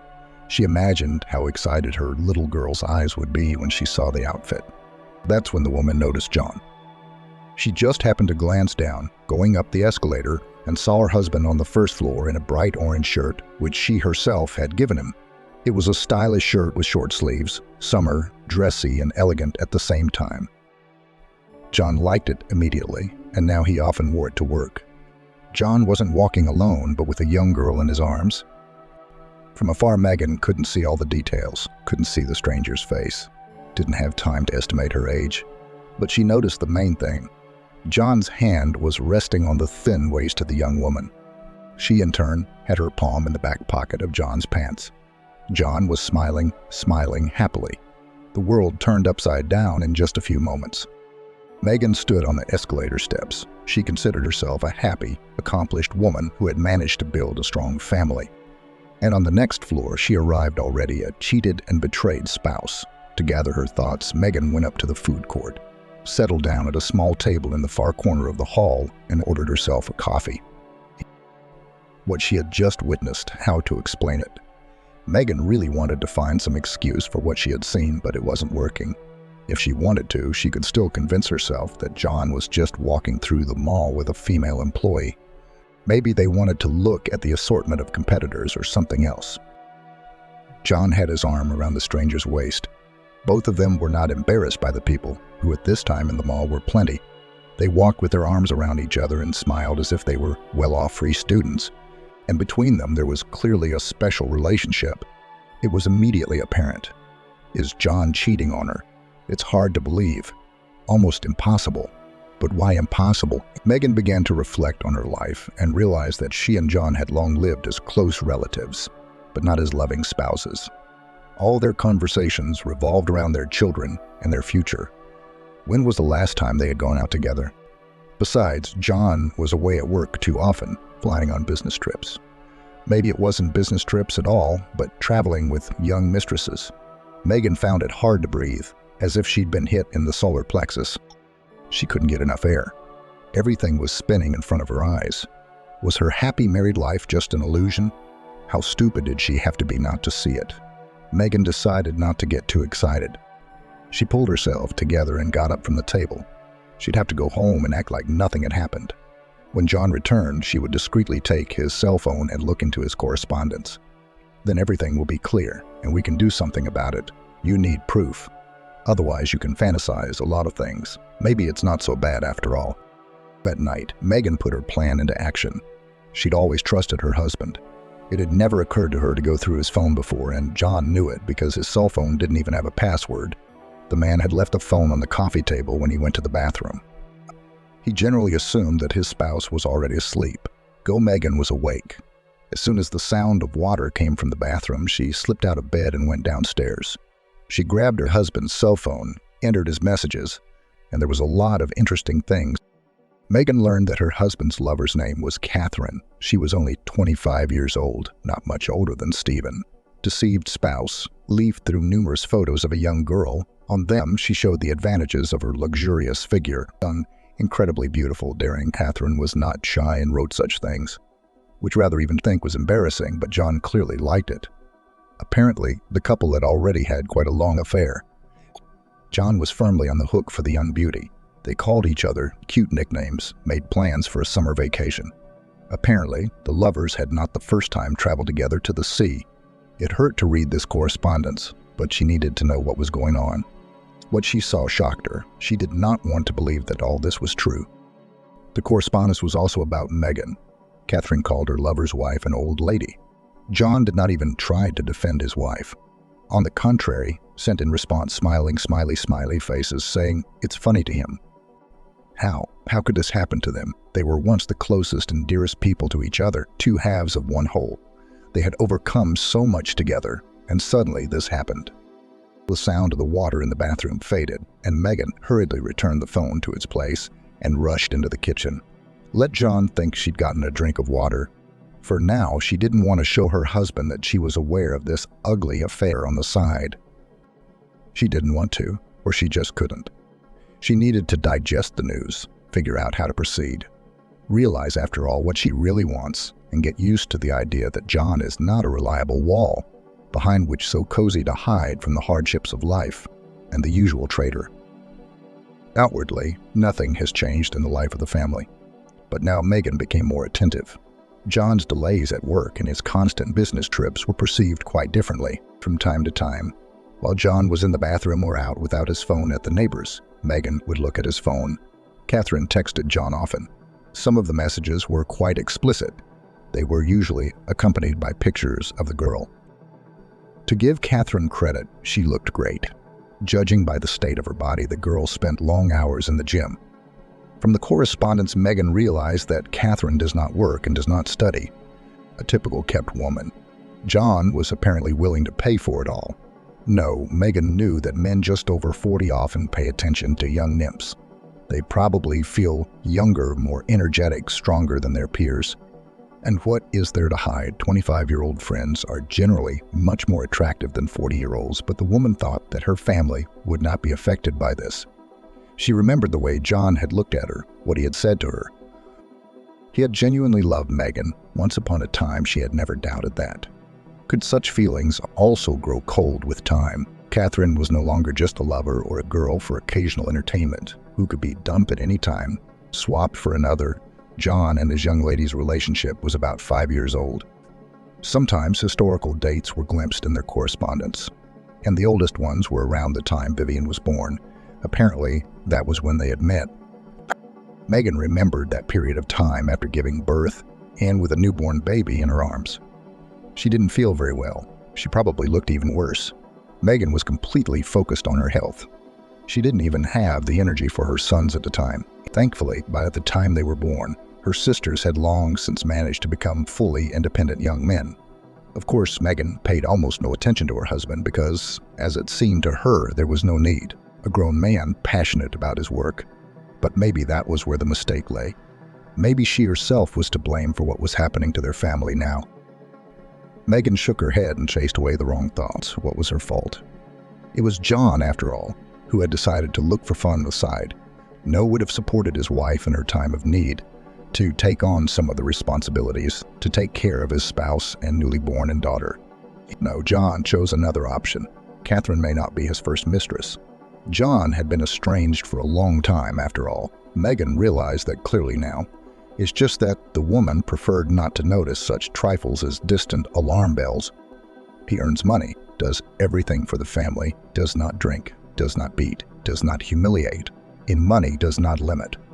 Well and wonderful. What else is there to complain about? Megan wasn't complaining.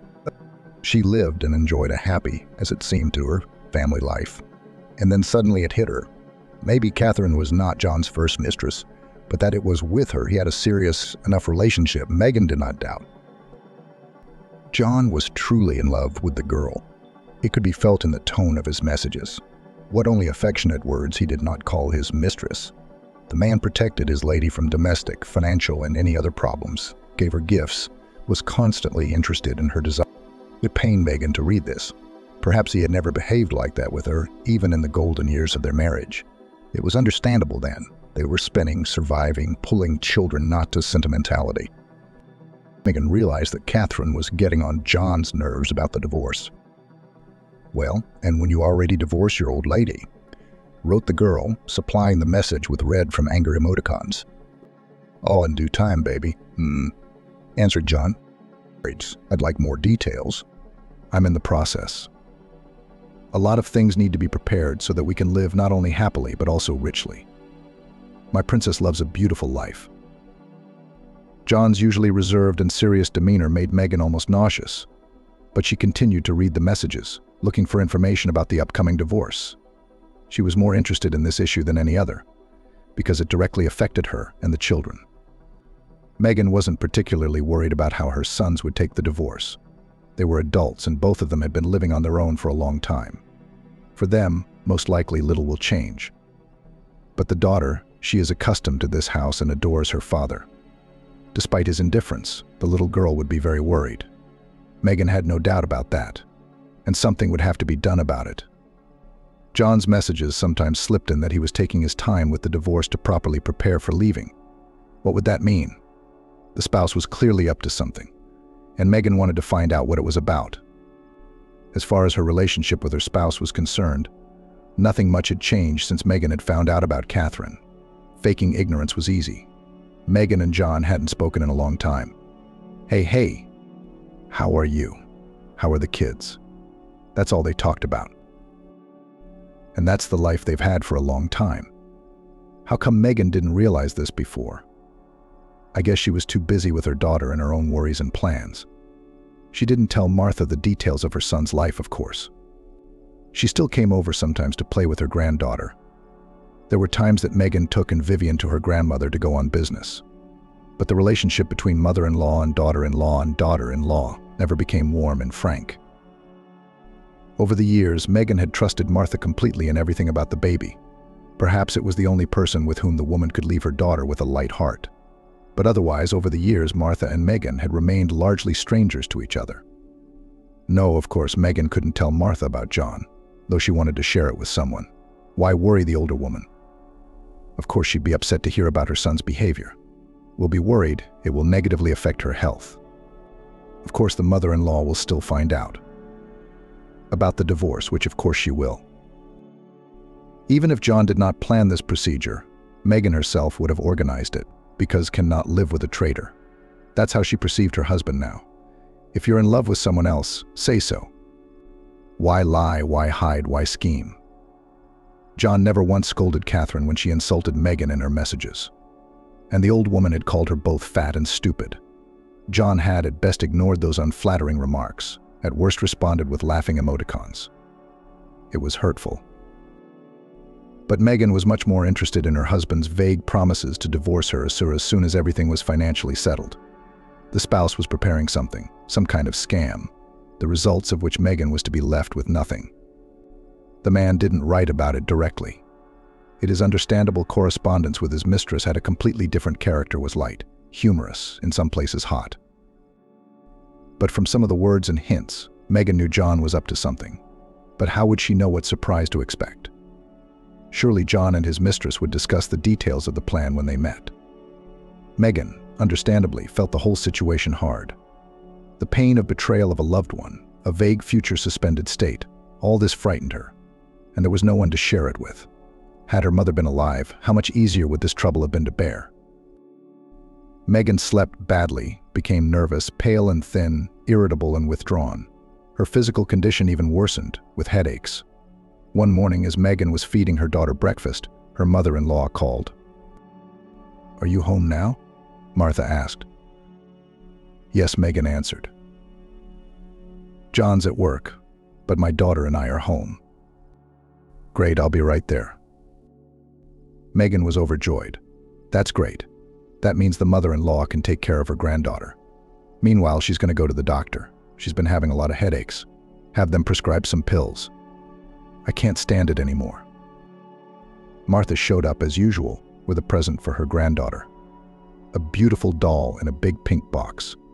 The girl threw herself on her grandmother's neck. No, not because of the toy, of course, but there was just a special bond between Martha and Vivian. The grandmother and granddaughter seemed to understand each other without words. Megan had seen something like that before with her sons. Martha was a wonderful grandmother to all her children, sensitive, caring, attentive.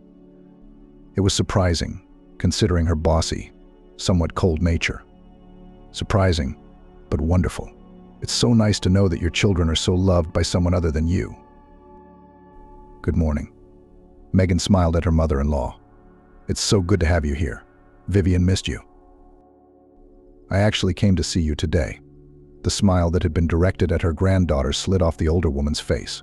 She stared at her daughter-in-law. Megan immediately tensed, sensing that this was going to be a serious matter. "Go in the living room and watch cartoons." "Okay?" Megan turned to her daughter. She nodded her head and obediently slipped out of the room. She promised her mother and grandmother that they would join her soon to play with the new dolls. Martha and Megan were left alone in the kitchen. "What was that about? What did you want to talk to me about?" Megan asked. Martha didn't answer right away. It was obvious that she was having a hard time starting a conversation. Her mother-in-law sat down on a chair behind the counter that divides the kitchen into two parts. Megan sat across from her. "Do you know that John has been the only person near and dear to me for a long time?" Martha said at last. "Until the grandchildren came along and you." Megan nodded. Of course she knew that. Martha had been pulling her son along on her own, working all her life, making sure the child had everything she needed, and yet not basking in gold, but really raising John, always making time for him. When her husband talked about his childhood, Megan sometimes wondered where Martha, working at such a responsible high position, took the strength to do so much with the child. She went hiking with him, and took him to museums, circuses, theaters, and every evening read books to him, and checked his lessons, and taught him everything around the house from cleaning and cooking to fixing the faucet. It's a tremendous amount of work. Megan realized this fully when she became a mother herself. "I tried to raise John to be a good person. Not only smart and successful, but also reliable and decent, not like his father. For a long time I thought I had succeeded, but the genes seemed to have taken their toll." Martha looked so sad at this point that Megan wanted to hug her, but the gesture wouldn't have been natural for them, so the woman held back. "I never told about John's father, not even to him," he asked, of course, "especially when he was a teenager. I explained to him then that I really wanted a child. Age was pushing it, too. I didn't see any candidates for the role of father of the future baby around me. That's why I went to the resort that summer, to give myself a long-awaited gift. I lied to John then that I specifically made a resort romance there in order to give birth for myself. He wasn't the only one who thought so. By the way, I'd announced to everyone that my pregnancy was a conscious move, but it wasn't." Megan was silently catching every word. That frankness. Martha, it had never been so open. Martha was about 35 at the time, by today's standards a very young woman with everything ahead of her. Back then, she was considered an old maid. All deadlines for becoming a mother and wife had been missed. The train had left. Martha was not particularly worried about it. She devoted herself fully to her work. She had a responsible position, and there was always a lot to do. The woman liked to realize that she was such an important, indispensable person at the airport. She was respected, listened to, and even feared. Sometimes she regretted that she had not had a child and probably would not have one.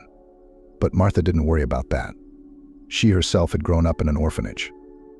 She had seen so many unhappy fates and was not 100% sure that she could be a good mother and make her baby happy. That summer she was sent on a trip to the sea from the airport. Martha could afford to buy the tickets herself, but the union honored her as Employee of the Year.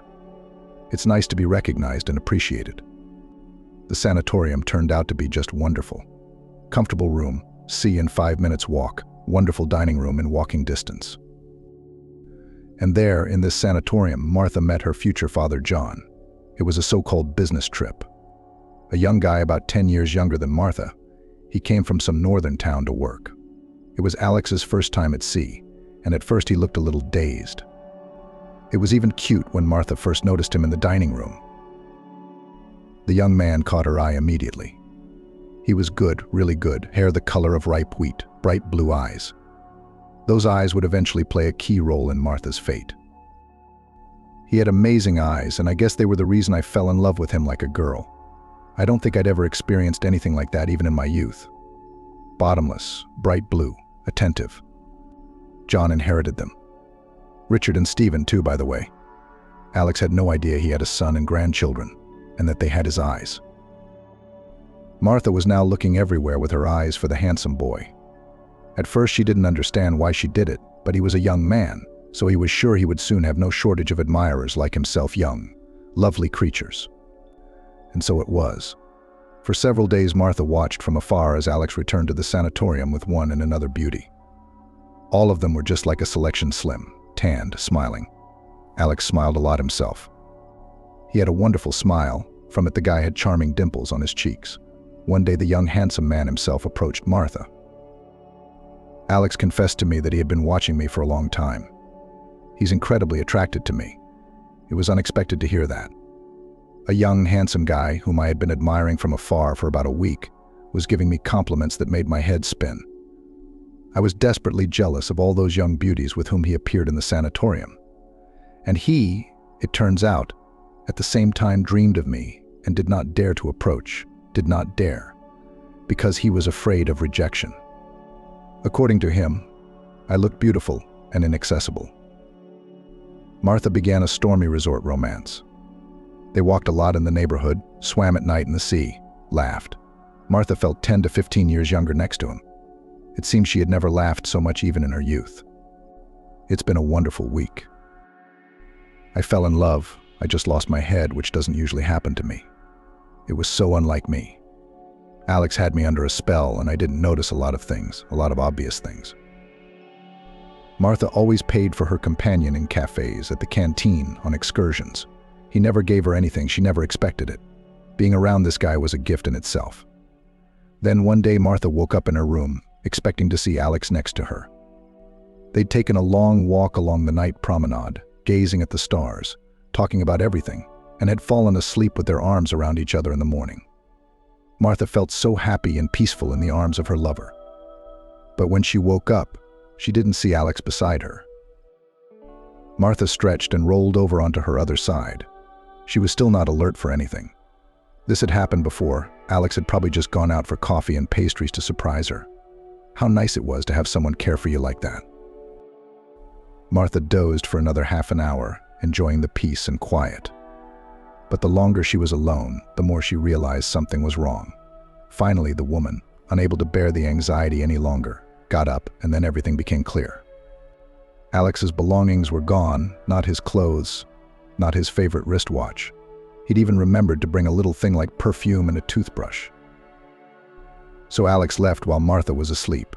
He left quietly, so as not to wake the woman and explain himself to her. Why was everything fine yesterday? A wave of longing and despair and resentment swept into Martha. It became difficult to breathe. She wandered around the room and could not find a place to go. Her heart clenched with unbearable pain. Martha thought she had found her soulmate. Alex had been so easy for her, so pleasant. Even though he was much younger, Martha felt supported by him. Nothing had foreshadowed this outcome. Just last night, Alex had hugged her tightly, showering her with kisses and compliments. He was seriously planning a future together. The guy lived in a small town in the north. He even called Marta to go there, and she was ready to give up her career, apartment, friends, everything, just to be near him. In desperation, Martha opened her closets again and again. Maybe Alex had just moved his things? What about himself? Maybe he was late for some reason. But Alex's clothes were nowhere to be found. Martha noticed some of her own things were missing. A box of gold jewelry. Martha had taken a small part of her tame jewelry on vacation, but they were her favorite 2 pairs of earrings, a dainty chain, and a bracelet with small sapphires. Original, exquisite pieces that you couldn't buy in every store. Martha's bracelet was imported from Germany. Now this jewelry box has disappeared. There was no half-empty bottle of Chanel No. 5 on the shelf in the bathroom. In the safe closet, the woman was missing 3-year-old dresses, which she bought when she was on vacation in Riga. Her heart clenched with a bad feeling. So is Alex just a criminal? I should probably write a report to the police.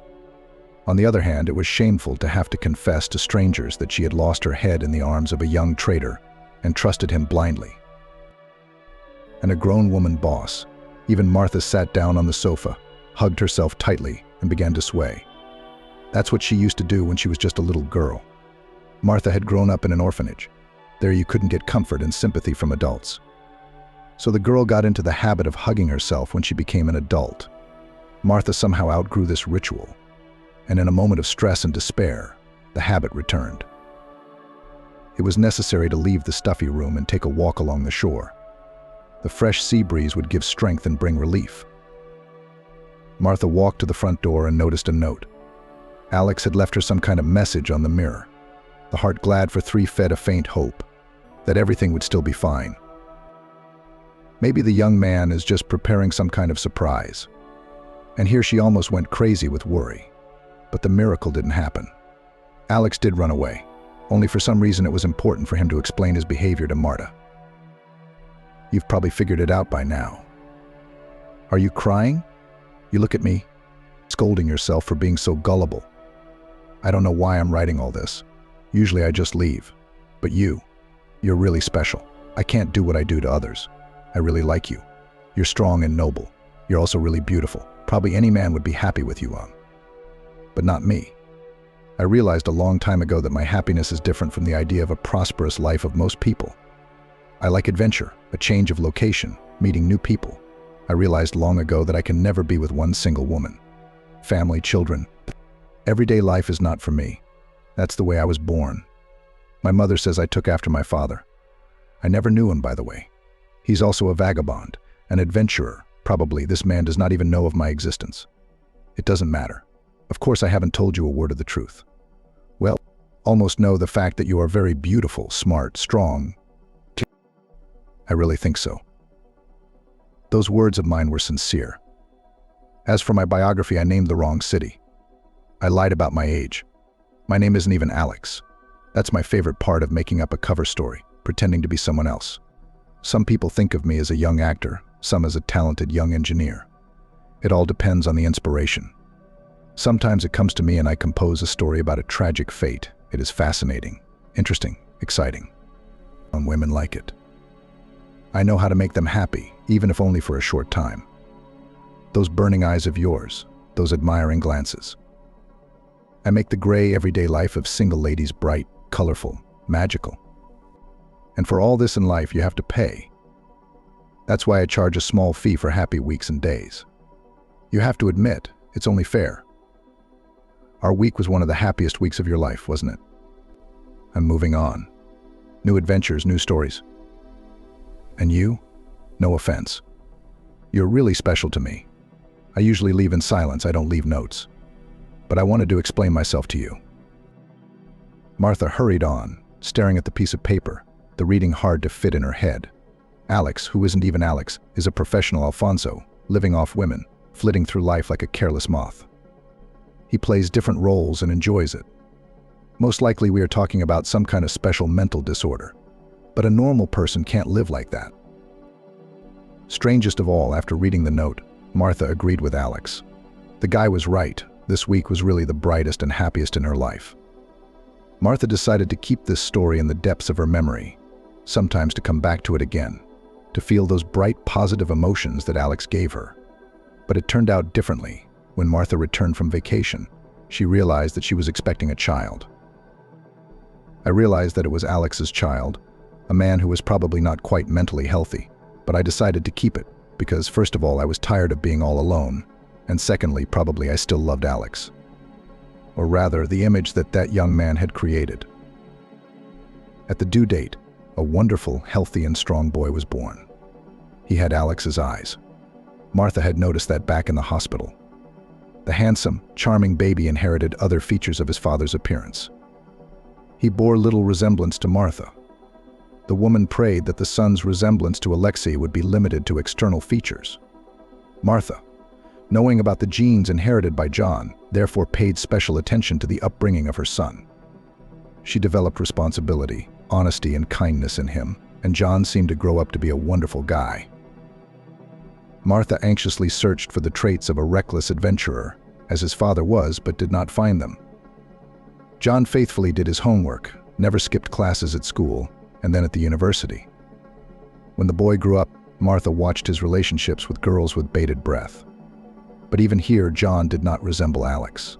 Before Megan, the guy dated a former classmate. They were a couple for several years in a row. No torrid short-term affairs. When her son married Megan, Martha exhaled. It's okay. John has a beautiful wife, great kids, his own business. No, the son is nothing like the character of a careless Alfonso father. It was a success, but it turned out I'd been too early. Martha shook her head. Now I'm going to have to tell you the bitter and ugly truth about John. I kept silent while it was none of my business. Went through everything inside me. But now the welfare of my grandchildren is at stake. I can't let them be left with nothing.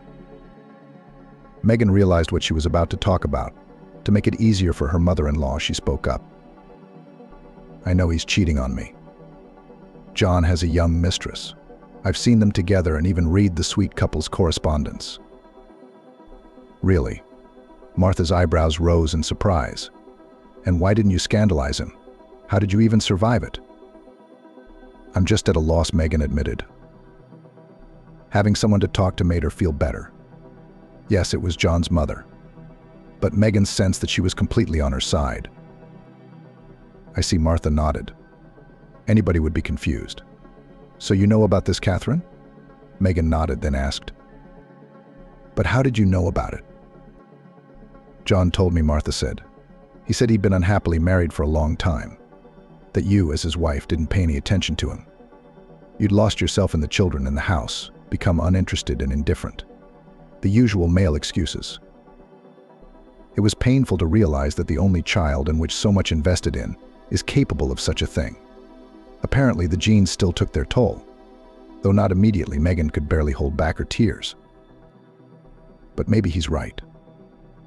I did have a lot to do with the kids in the house. Maybe John really did lack attention. I wish we had talked about it in time. He's wrong, Martha said flatly. There's more to it than that. Sometimes the feeling goes away. It happens, and it's normal, but this is different. John is lying to you, cheating on you, and that's the worst part. He and Catherine are going to leave you with nothing. You and the kids. How? Megan gasped. She was used to the idea of John cheating on her, and here was a new shock. It seemed to her that her husband adored children and would do anything to provide them with a happy future. And now this. Although these hints about preparing for divorce, this is their plan. It's sad. Martha shook her head. When I heard him, I wanted to give up the plan and my son right away. But then I decided to keep my emotions to myself. If I didn't agree, they'd think of something else. John felt like a happy man. He had achieved a lot in life, built a whole mini-empire, organized a network of plumbing stores. The man had a right to be proud of himself. His family life up to now, everything suited him: a beautiful wife, wonderful children, well-adjusted life. It was a kind of quest to get for the family funds, buy a new car, change the apartment to a large house. And then these tasks somehow ceased to fascinate and bring joy. It became too easy. John no longer needed money. They were enough for new acquisitions, and for traveling, and for children's education. The man suddenly got bored, and then just at this very moment, in his life appeared Catherine, young and energetic, loving adventures and adventures. She worked as a saleswoman in one of his stores. One evening, John stopped by the store to talk to the accountant, but the woman was no longer at work. Behind the counter, however, stood a new saleswoman, incredibly beautiful. She's openly flirting with the boss. But how can you resist? No, at first John resisted his feelings. His mother from childhood brought up in him responsibility, hammered into his head the true values of the family, so it was difficult for a man to make this step. But when it happened, John realized that all these years he had lived in the captivity of his own attitudes. With Catherine, John felt young and energetic again. She was as adventurous and capable of abnormal behavior as he was. Existence without this girl now seemed to John bland and boring. So it went on for several years. Feelings did not subside, on the contrary, flared up with renewed vigor. John was literally bewitched by his young, beautiful mistress. He did not want to part with her for a moment, but every or almost every evening he had to return to the boring Megan. The very atmosphere of the house, once warm and cozy, was weighing on John. He felt like he was in a prison. The lovers talked more and more about John needing to divorce Megan. It was a done deal. True, both of them did not want one thing: that half of all the property accumulated during the years of marriage passed into the ownership of the legal spouse. She wasn't working, was she? Catherine was indignant. She sat at home, cooking borscht, relaxing, watching soap operas while you worked. In justice, all property should belong to you and only you. That's true, John sighed. But the law is the law. Megan will be given half of the property acquired during the marriage. But isn't there a loophole in those laws? You're in a position to hire a good lawyer to figure something out. And one day there was a loophole. It was simple and complicated at the same time. It was suggested by a lawyer who was familiar with such issues. I have already had such cases in practice. said a man in a stylish suit. "You need to sign over all the property to a person you trust. And your wife should trust him too. Maybe a close friend or relative." My clients explain this to spouses to preserve assets in case of business problems. Everyone has their own theory, and then you can initiate divorce proceedings. There is no property, there is nothing to divide, and the trusted person, after everything, just rewrites houses, apartments, cars on the already divorced spouse. That is, on you. That's it. John thought for a long time. After this conversation, he had only one candidate for the role of such a trustee: his mother.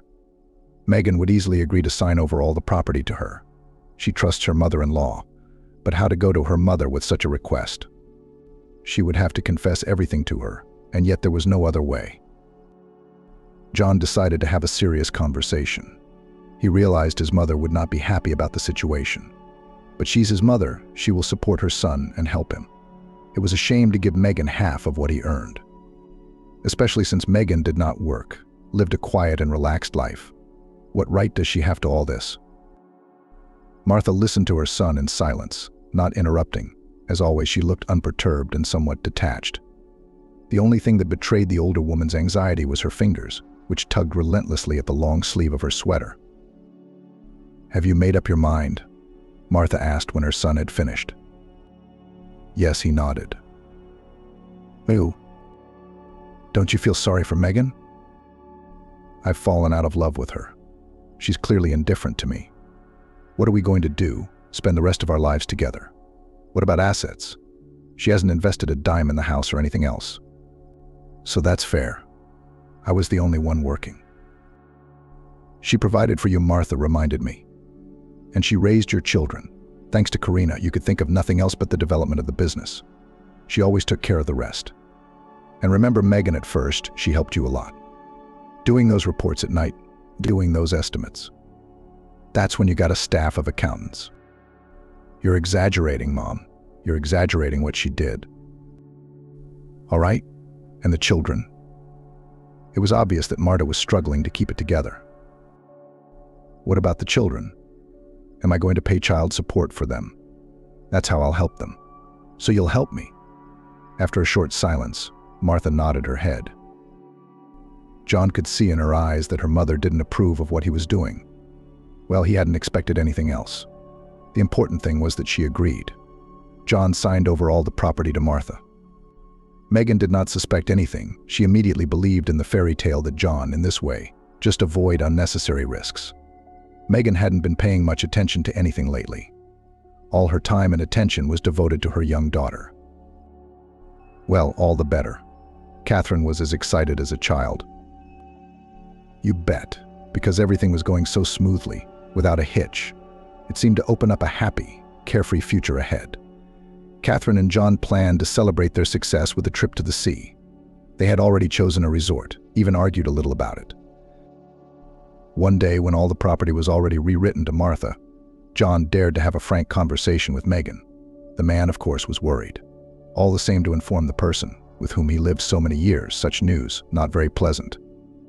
But Megan took it all surprisingly calmly. Naive woman, apparently has not yet realized that she will not get anything in the divorce. She wouldn't find out until the courtroom, and even if she finds out sooner, there's nothing she can do about it. John officially moved into the apartment he'd rented for Catherine. Now it was just the two of them, waiting for the court hearing after which Megan would have to leave home. In the very apartment where they lived before John succeeded, on the street, the ex-wife and daughter will not stay. And the boys, they're already living in another city. Independent young men. You don't have to worry about them at all. And now, finally, the day has come. John and Catherine have waited so long for this date. Today, at last, it will be over. John will get freedom. A little later, will sign everything from his mother to himself, and the sweet couple will fly to the beach with white soft sand. Catherine decided to go to the meeting with her beloved. She wore an elegant suit, emphasizing the advantages of her luxurious figure, made light makeup, let her hair down. John once again admired the beautiful beloved. Yes, she looked like a supermodel from the cover of a magazine. In his youth, John had never dreamed of such girls, and here he was, a stunning beauty in love with him. In the conference room, John noticed Megan at once. She looked surprisingly calm and dignified. For some reason, Martha was sitting next to her, wearing the suit she had worn as an airport employee on the days when she needed luck. His mother's presence confused John. He wondered why she was here. She's sitting next to Megan. Come to support her sister-in-law. Odd, considering their plan. Catherine tensed at the sight of her future mother-in-law. She disliked Martha. She realized that the older woman was not happy that the young girl had broken up her son's tight-knit family. So what? What did her opinion matter? Absolutely none, she thought. Martha greeted her son and his companion with a nod of her head. Megan, on the other hand, said hello loud and friendly, even smiled. The hearing began. The judge read the divorce decree, determined the place of residence of the minor daughter with her mother, and announced the amount of alimony that must now be paid monthly on Vivian John. And then it came to the most important thing of all, property. Since you don't share any property, there is nothing to divide, the judge concluded. The wife's marital home remains hers. In general, that's not all. What about the gift? Martha spoke from her seat. As for your gift, it's not a subject for a court of law. What gift deed? John jumped up, his heart clenched with misgivings. Catherine, sitting next to him, smiled happily. She did not suspect anything yet. A deed of gift for all your family's property, which I made out to Megan, Martha replied, looking pointedly at her son, Megan, and the grandchildren. What did you think? I'm going to leave them on the street with nothing, so you can have a nice life while they all live in a cramped apartment. John's eyes blurred. Such a man did not expect such a mother. He looked at Catherine, beautiful face. The girl skewed. There was an evil grimace. She opened and closed her mouth in surprise. She tried to say something, but not a single word escaped her tongue. She even seemed to be out of breath. Megan looked calm and peaceful. The judge read out some more formalities regarding the divorce. Martha was whispering about something with her sister-in-law, and it was slowly dawning on John that it was over. Of course, Catherine would leave him now. She would not stay with him through the hard times. That's for sure. She would have to start all over again. All over again.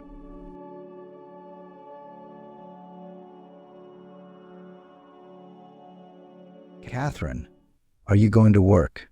Why is the department head late to the office? We used to get a little bit of a scolding, but now you're the one in the hospital learning tricks like that. There's order and discipline here. So put your feet in your hands and be there in 5 minutes, Angelina Victoria exclaimed unhappily. Special forces. Catherine only opened her mouth to reply as the supervisor had already passed out. Of course, it's easy to say that. Own car has, and not some Zigolnanak, but a foreign car. Why didn't she come earlier? With resentment remarked the girl, hurrying to work. Catherine tried not to think about the fact that today she again awaits a pile of troubles and responsibilities. Within the walls of the trading company, not as a manager, department head, or even deputy director, but just a technical cleaner. Whatever you want to call it. She herself called herself a fairy of cleanliness, and for a sense of inner comfort this definition was enough for her. Why be sad when every profession was important in its own way? This theory Catherine adopted from an elderly janitor who cleaned the area near the office. Imagine, Catherine, that one day there will be no more salesmen, plumbers, or us janitors. That's right, it would be an inconvenience. It's going to be a real inconvenience. Because every job is valuable, no matter how prestigious or not, said Peter Samuelson. Catherine was fine with that explanation, especially if you take into account that in the recent past she worked as a nurse in the surgical department of the local hospital. Everyone in the personnel department marveled at the fact that she had left the medical establishment. Practically, she had not changed anything for herself. Why break the spears? She was looking for a warmer place. Doesn't sound like it, but there was a reason for the situation. And to remember it was unpleasant because the office of the company Hermes was located in the opposite part of the city. She had to get to her place of work by bus. The driver, a man of pre-retirement age, remembered Catherine by sight and always greeted her with a slight nod. He didn't know where she worked, but he was respectful, realizing that her work was not easy. More often than not, Catherine found herself in rush hour while traveling to work. The reason was the remoteness of the office from the apartment she occupied. If Catherine lived a little closer, she would certainly walk. Why depend on a bus that was often late and arrived late? That was the case today. It wasn't the driver's fault. What could he do when the road was jammed to the brim? Plus, the passengers were crammed in like herring in a jar, all because one of the buses broke down, and the buses were loaded on this trip. Who's to blame for that, right? No one. And then there's Angelina Victoria and her admonitions. It's like if she calls, Catherine will show up the second she does. Whatever it was, the mood seemed hopelessly frayed, and it had to happen. Just one phone call, and Catherine didn't feel like doing anything anymore. However, she was not used to, in the Department of Surgery, and more serious conflicts happened. Catherine didn't survive anything. How else? If you pay attention to every offense, then the nerves are not enough. And then who will help Mom in the village? Unnoticeably, Catherine plunged into a disturbing memory. From the outside, it seemed that she was sleeping with her eyes open. The bus meekly hummed the engine. There was the usual, barely audible murmur in the cabin, when several people, trying to maintain silence, mutter something to themselves that is understandable.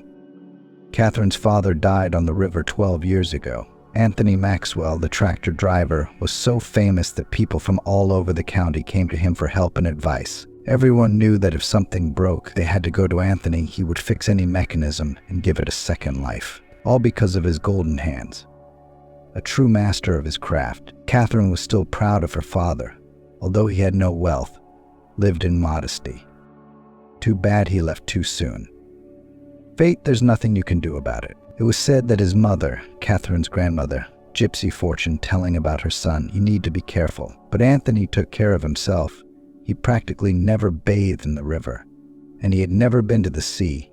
He had only seen it in pictures. In March, he forgot. He fell through the ice, but did not drown. I climbed out, clinging to the slippery ice like rock climbing.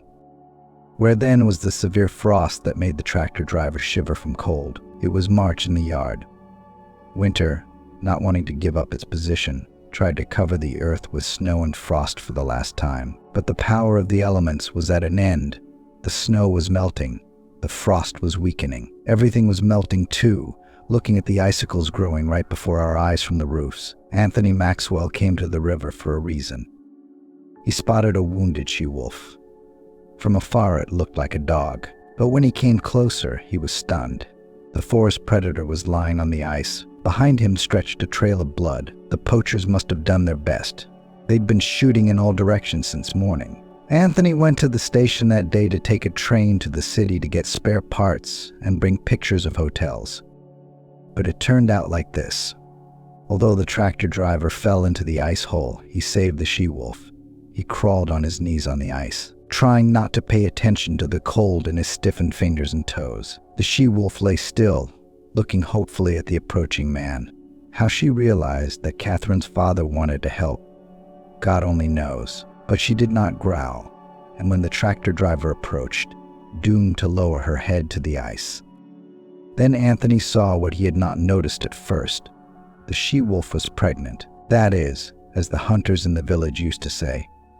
The wolf was pregnant. Anthony was not a veterinarian, but the size of the predator's belly told him that labor was imminent. He himself had recently had a mongrel dog in the yard in the same situation. Kashtanka was almost as big as a she-wolf. Bullets of hunters hit the predator in the back and chest. The strength left her, causing in her eyes gnarled tears. They were not tears, but ice flakes. Catherine was quickly warming up, and her body was shivering from the cold. Anthony took off his jacket and carefully covered the she-wolf with it. His solution proved effective.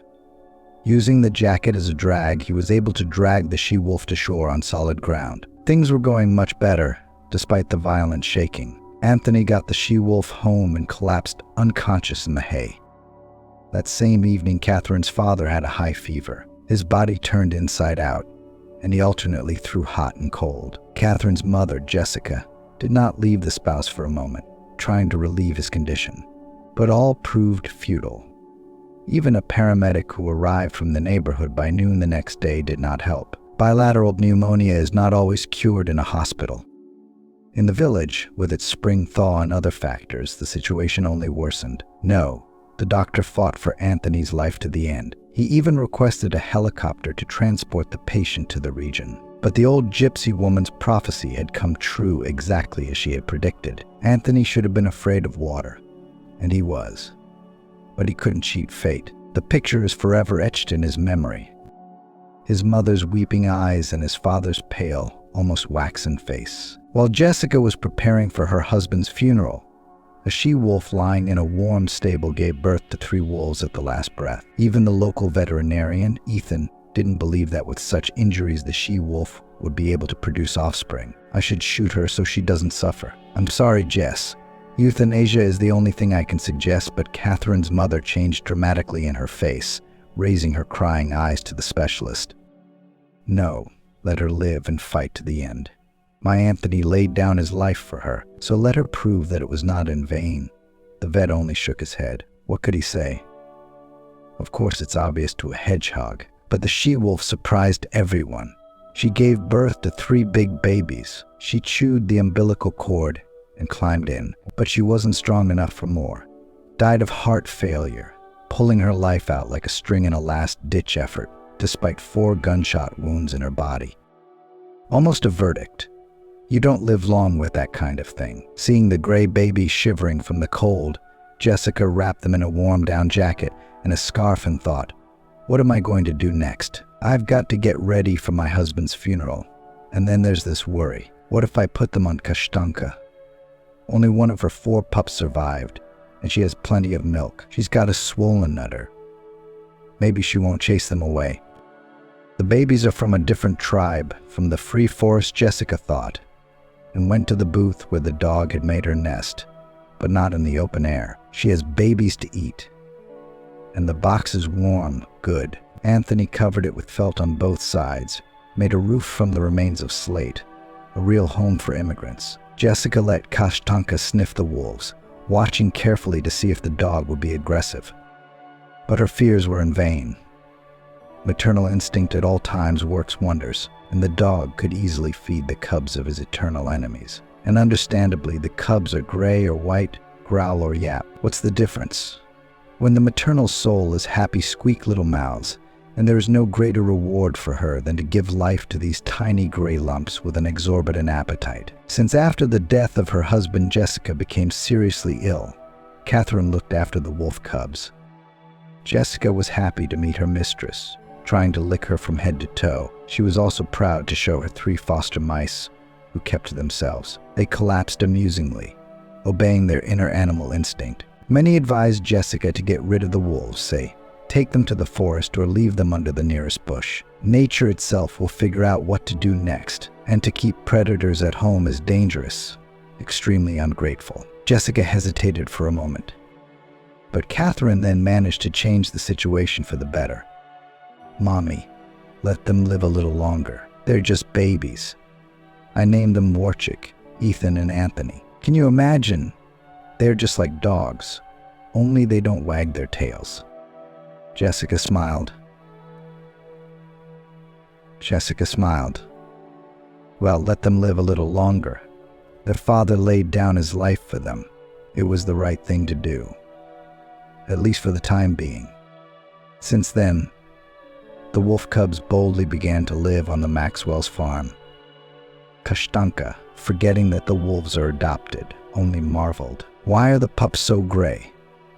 The father was light-colored, but they were exactly the same color as the bride, light brown. Time passed without a trace. The lizards were growing fast and strong. However, it was not surprising. All 3 were males, the pride of their breed. But in the 2nd year, when the wolves grew up, they began to howl at night, so Catherine had to let them go free. Go, my darlings, into the woods. Be smart and don't fall into traps, and also be afraid of people. Not everyone is as kind as my father. When the wolves felt free, they sniffed the air with their noses and rushed toward the nearest thicket. Catherine was a little offended, as if she had caged them, but after running a few meters, the wolves turned around and gave their mistress a long farewell look. The most interesting thing was that the wolves did come. However, they tried to do it in the evening or at night. It is dangerous during the day, and poachers are not slumbering. They are just waiting for a portion of shot to be measured. And for some unknown reason, wolves came to the old cemetery. They don't keep caretakers in such places. It's scary. And who is there to watch over? Warchig grumbled. Ethan always sniffed at the grave of the late Anthony Maxwell and stared at the modest monument, erected with the money Jessica had saved. Whether they knew they were coming to see their savior or not, it was hard to say. They were wild animals, after all. You'd never know what was on their minds. The villagers repeatedly told Catherine that they had seen wolves in the cemetery, but she didn't believe the rumors. And then she went to the city to try her hand in the metropolis. In truth, the girl's departure seemed more like a flight, and her mother had good reason to think so. Greg Morrow, the son of a local farmer, was to blame. When he saw a pretty girl, he immediately sent matchmakers to her mother. But Catherine refused. Too fickle was Greg, and also too often allowed himself to get drunk. Not the kind of groom she dreamed of. What can I say? Her late father, if he drank, he did it only on holidays, and then in moderation. And here he was so young and already an alcoholic. Politely refusing Greg, Catherine thought that would be the end of the matter, but it wasn't. Farmer's son began to pursue her at every turn, literally. Goes Catherine to the river, Greg will somehow go there, to the post office he follows. Greg is already waiting at the front door. When annoying courtship did not help, the farmer's son turned to threats. Don't let your happiness slip away. I've got 5 local beauties in my sights. You're working, you're looking, but you're still looking. Except for my farm, no one here will offer you anything good. And if you're more cooperative, I'll put you on a poultry farm. Or a milkmaid. You'll get a percentage of the milk yield. You'll have money. But if you keep resisting, you can forget about work. And not only for yourself, but for your mother as well. Catherine's outrage took her breath away. Are you threatening me, Greg? But understand, I don't love you. You said it yourself, handsome as can be. Well, God help you. What's that got to do with me? Greg grinned wryly and shook his head. He walked away. Catherine realized that from now on she would not live in the village. Greg Morrow was too vindictive. She remembered him from school. If he didn't like his teacher, he would put the button on the chair or wave the chalk behind his back. The principal would call his father, and Farmer Morrow would start throwing money at him. Here's money for repairs. Here's money for new curtains.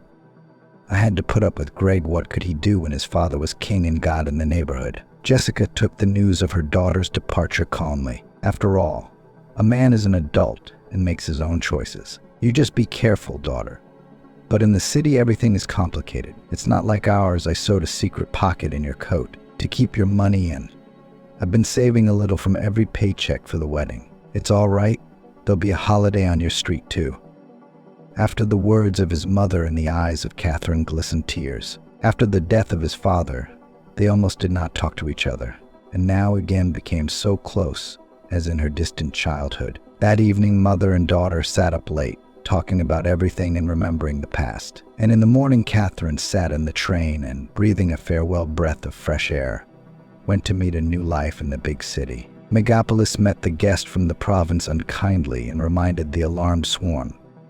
Find a job was not as easy as Catherine imagined. There are no positions available. We need female employees with experience. Where's your employment history? Was all she heard as she walked around the place. At one point, she even wanted to go waitressing in a restaurant, when by chance she met Mary Frederica, who worked as head nurse at the First City Hospital. By some elusive instinct, the kind-hearted woman immediately recognized in Catherine a newcomer. And you must be looking for a job, sweetheart, so I'll help you. You do not worry. I work in surgery, and we just need nurses. You want to come? Or are you looking for something better? Catherine looked at her new acquaintance gratefully and said quietly, I'm in. Really? You don't need a medical degree there, do you? Mary Frederica smiled. No, it doesn't. And if you need anything, I'll teach you everything you need to know, just for general knowledge. You know, everything will come in handy in life.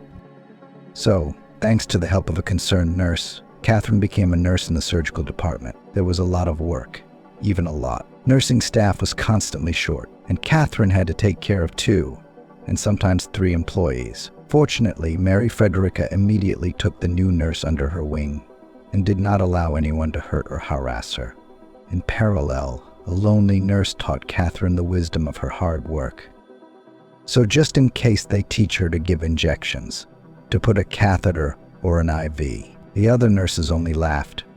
Why do I need these skills, Mary Frederica? I'm an orderly. What kind of duties could there possibly be? To keep Paul clean?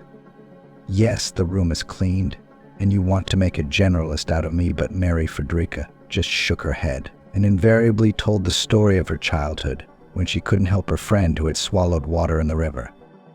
All because she didn't have the skills. Thank God, the girl was saved by a concerned bystander, and she survived. But the case itself is forever in Mary's memory, and for many years predetermined her choice of profession and fate. Therefore, teaching Catherine the skills of first aid, Mary Frederica invariably repeated, "You do not think that I just say so. Remember my other words?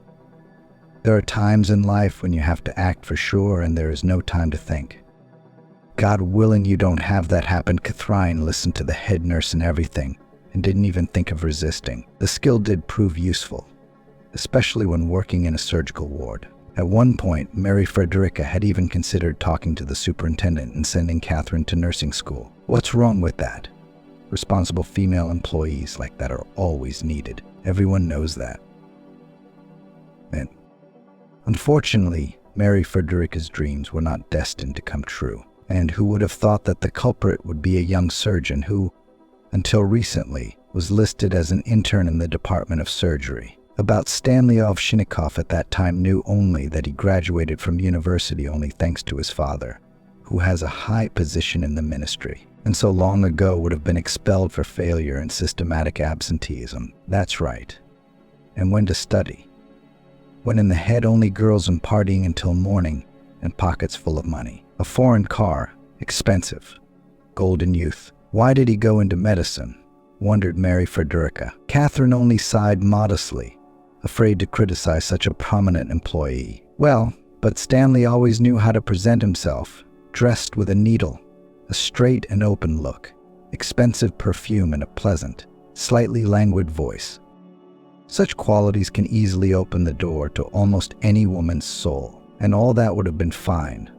But Stanley's priority was to get his way. Questions of romance, of sensual relations, were of no importance to him. Mary Frederica immediately sensed the threat emanating from this fatal handsome man. Such only for love dramas. A sea of tears are suitable, and in life from him no use. Or maybe he just hasn't found himself. Well, it happens. He grew up in a rich family with everything at hand. Now it's a different world, a different environment, Catherine objected naively. But to lead the head nurse was not everyone could. He didn't find himself, you say? Yes, he has found himself, my dear, he has found himself. And all he cares about is money and his own amusement, Catherine, of course, believed Mary Frederica, but still furtively glanced at Stanley, such a handsome man. What's a farmer's son like Greg Morrow? Oh, dreams, just dreams. At first, Stanley didn't seem to notice Catherine. Well, why should he be surprised? What was she to a young surgeon starting out? Just an orderly. Fetch, serve, and don't forget to mop the floor. Stanley and Catherine probably wouldn't have gotten close under the right circumstances if it hadn't been for chance. And it all began when a nurse found a bank card belonging to Ovchinnikov on the floor. Like all good girls, Catherine returned the find, which greatly pleased Stanley. Thank you so much. I was just looking for it. I wondered if my father had taken it from me. Catherine lowered her eyes in embarrassment. You're welcome. I didn't do anything special. Carefulness is a specialty in this business. Stanley smiled enigmatically. Then suddenly, out of the blue, he said, Listen, Catherine, what if I offered to take you to the movies as a thank you for your help? Although if you don't want to go to the movies, you can go to a restaurant or a cafe. You don't worry about the cost. I'll take care of everything, any outfit you want. Catherine's cheeks are flushed. While Ovchinnikov himself asks her out on a date. But how can you refuse? In the memory immediately recalled the words of Mary Frederica, warning of the possible consequences. But Catherine immediately discarded them, mentally giving herself an attitude. All right, I'll go once. But what's wrong with the new movie? We'll see it. It doesn't mean anything, of course. It's always easy to fool yourself if you want to, especially when you really want to. In this case, Catherine deliberately chose a movie theater because she was very afraid of all these newfangled restaurants with their abundance of unfamiliar dishes and all sorts of given rules. The first date went as smoothly as it could. Stanley was polite, modest, and cautious. No free hot hugs or kisses. Catherine even felt as if she'd come to meet a fellow nerd. Ah, if only she had known that the cunning spider named Stanley had already begun to weave his web, from which the beautiful, naive butterflies were no longer destined to escape. Mary Frederica tried again to warn Catherine of the danger, but how could she? She was literally enchanted by Stanley, his voice, his look, the scope of his courtship. Catherine began to think herself exceptional, that she could overcome the barrier of internal prejudices and find love. How many gullible girls around the world every year fall for this fishing line? Catherine was no exception, believing in the sincerity of the feelings of Major Stanley. Of course, it was a mistaken delusion, but so pleasant, exciting, that even dizzy. Dates and romantic encounters followed one after another, sucking young people deeper and deeper into the abyss of passion. It's hard to say whether Stanley was in love at a certain stage of the relationship or not. Perhaps some kind of crush was still there, but the heat of feelings clearly pumped up, giving way to practicality and common sense. The news of Catherine's pregnancy affected the lovers with the effect of a cold shower, and it was Stanley who was the first to show his concern. Oh boy, what bad timing. I just got a job at the department, starting to build a career. And now there's such a burden on my shoulders. Catherine looked at him with surprise. Stanley, but I'm the one having the baby. How can my pregnancy and childbirth interfere with you? Especially since we've already talked about it. It's no big deal. We'll get a place to live when we're done. Stanley's face contorted into an irritated grimace. Just like you say. Did you know we did all this romance on Daddy's dime? Rose petals, custom-made bouquets at expensive hotels. I don't know what you're getting at. What's my point? My point is that if my dad finds out you're pregnant and getting married soon, he'll cut off all my accounts and I'll be a pauper. And you with a beggar's wife, who will darn my old socks and feed me macaroni in the evenings. He shrieked. Tears rolled down Catherine's cheeks. What do you suggest? What's the solution? I don't understand. Stanley frowned. The only suggestion I have is to abort while the term is early. I'll give you the money. Don't worry about it. I'll arrange for the best clinic, no waiting list. Catherine looked into his eyes and saw in them the same consumerist attitude to life, about which she so many times told Mary Frederica. Mary Frederica, I will not go for it. You remember that? Do you hear me? Your father can't even count on it. I won't ask for child support. And I'm going to give the baby my last name. A shadow of anxiety slid across Stanley's face. In fact, he had not even allowed such a development. He had hoped that Catherine would give up immediately after his proposal. But this redneck was much stronger than Stanley thought. All right, just take it easy. Think it through. And then you can explain your decision. But I'll decide what to do next. Don't worry about it. I'm not against having a baby. I just wanted to see your reaction, but now you've seen it. So think about it, Stanley. Do you want us with the baby or not? Catherine said goodbye. Stanley gave her a glance, then hissed. Well, we'll see whose will take it. The next day, Catherine began to have problems. First, her advocate Mary Frederica was transferred to another department, and then she was retired. All this happened so quickly that Catherine did not have time to remember. The new head nurse disliked the young nurse at first sight. It's not surprising, because the head of the department gave the order, and he directly Stanley's father, who did not like the story told by his son. You'll bend this nurse into a ram's horn for me, fill her with work up to her eyeballs, just so she would forget to think about the child and grab a good job. Ovchinnikov shouted into the phone. The head superintendent frantically ran to execute the order. Deep down, he liked Catherine as an employee, quiet, hard-working, reliable. But when the case involves a higher authority, it is no longer to personal ambition. Sam, they say, would survive, to hold on to the chair with both hands. The head of the department, although not God knows what, but still a position, and not bad, by the way. And Catherine continued to work by virtue of her naivety, not realizing what was going on around her. Seeing that the girl did not understand the hint, Ovchinnikov Sr. increased the pressure, from which the nurse literally fell off her feet from fatigue. Stanley only laughed and patiently waited for Catherine to backtrack. They say she realized the mistake. Please help me in my difficult May. But Catherine persisted. So Stanley decided to go the other way and talk to her mother. To do this, under an anonymous pretext, he suggested to Catherine to go to the village with him by car. Probably will propose. Ah, what a romantic, thought Catherine naively. Stanley hatched a completely different plan, more cruel and heartless. Picked up on Saturday Catherine from home, he put on a mask of cordiality and pleasing and drove to the highway. On the road, the young people chatted about all sorts of trifles, trying to pass the time on the road. And if Catherine communicated with her fiancé sincerely, Stanley talked through force, mentally begging that all this is over soon. On either side of the road grew spruces, pines, cedars, practically covering the sky. Suddenly the conversation was going in a very different direction than Stanley had intended. This was the fault of Catherine, whose curiosity had once again played tricks on her. She thought Stanley wanted to talk to her mother about the wedding, but that's not what happened. No, Catherine, the young surgeon grinned. We're only going to your mother for one purpose, so that she can tell you the right thing to do. Catherine's cheeks flushed, her lips trembled treacherously. It was about 50 kilometers to the turnoff to the highway leading to the village when she asked the car to stop. What, right here in the middle of nowhere? Stanley asked. Are you out of your mind? He blustered and pressed the brake pedal. The car jerked sharply and stopped like a stumbling block. Catherine didn't care anymore.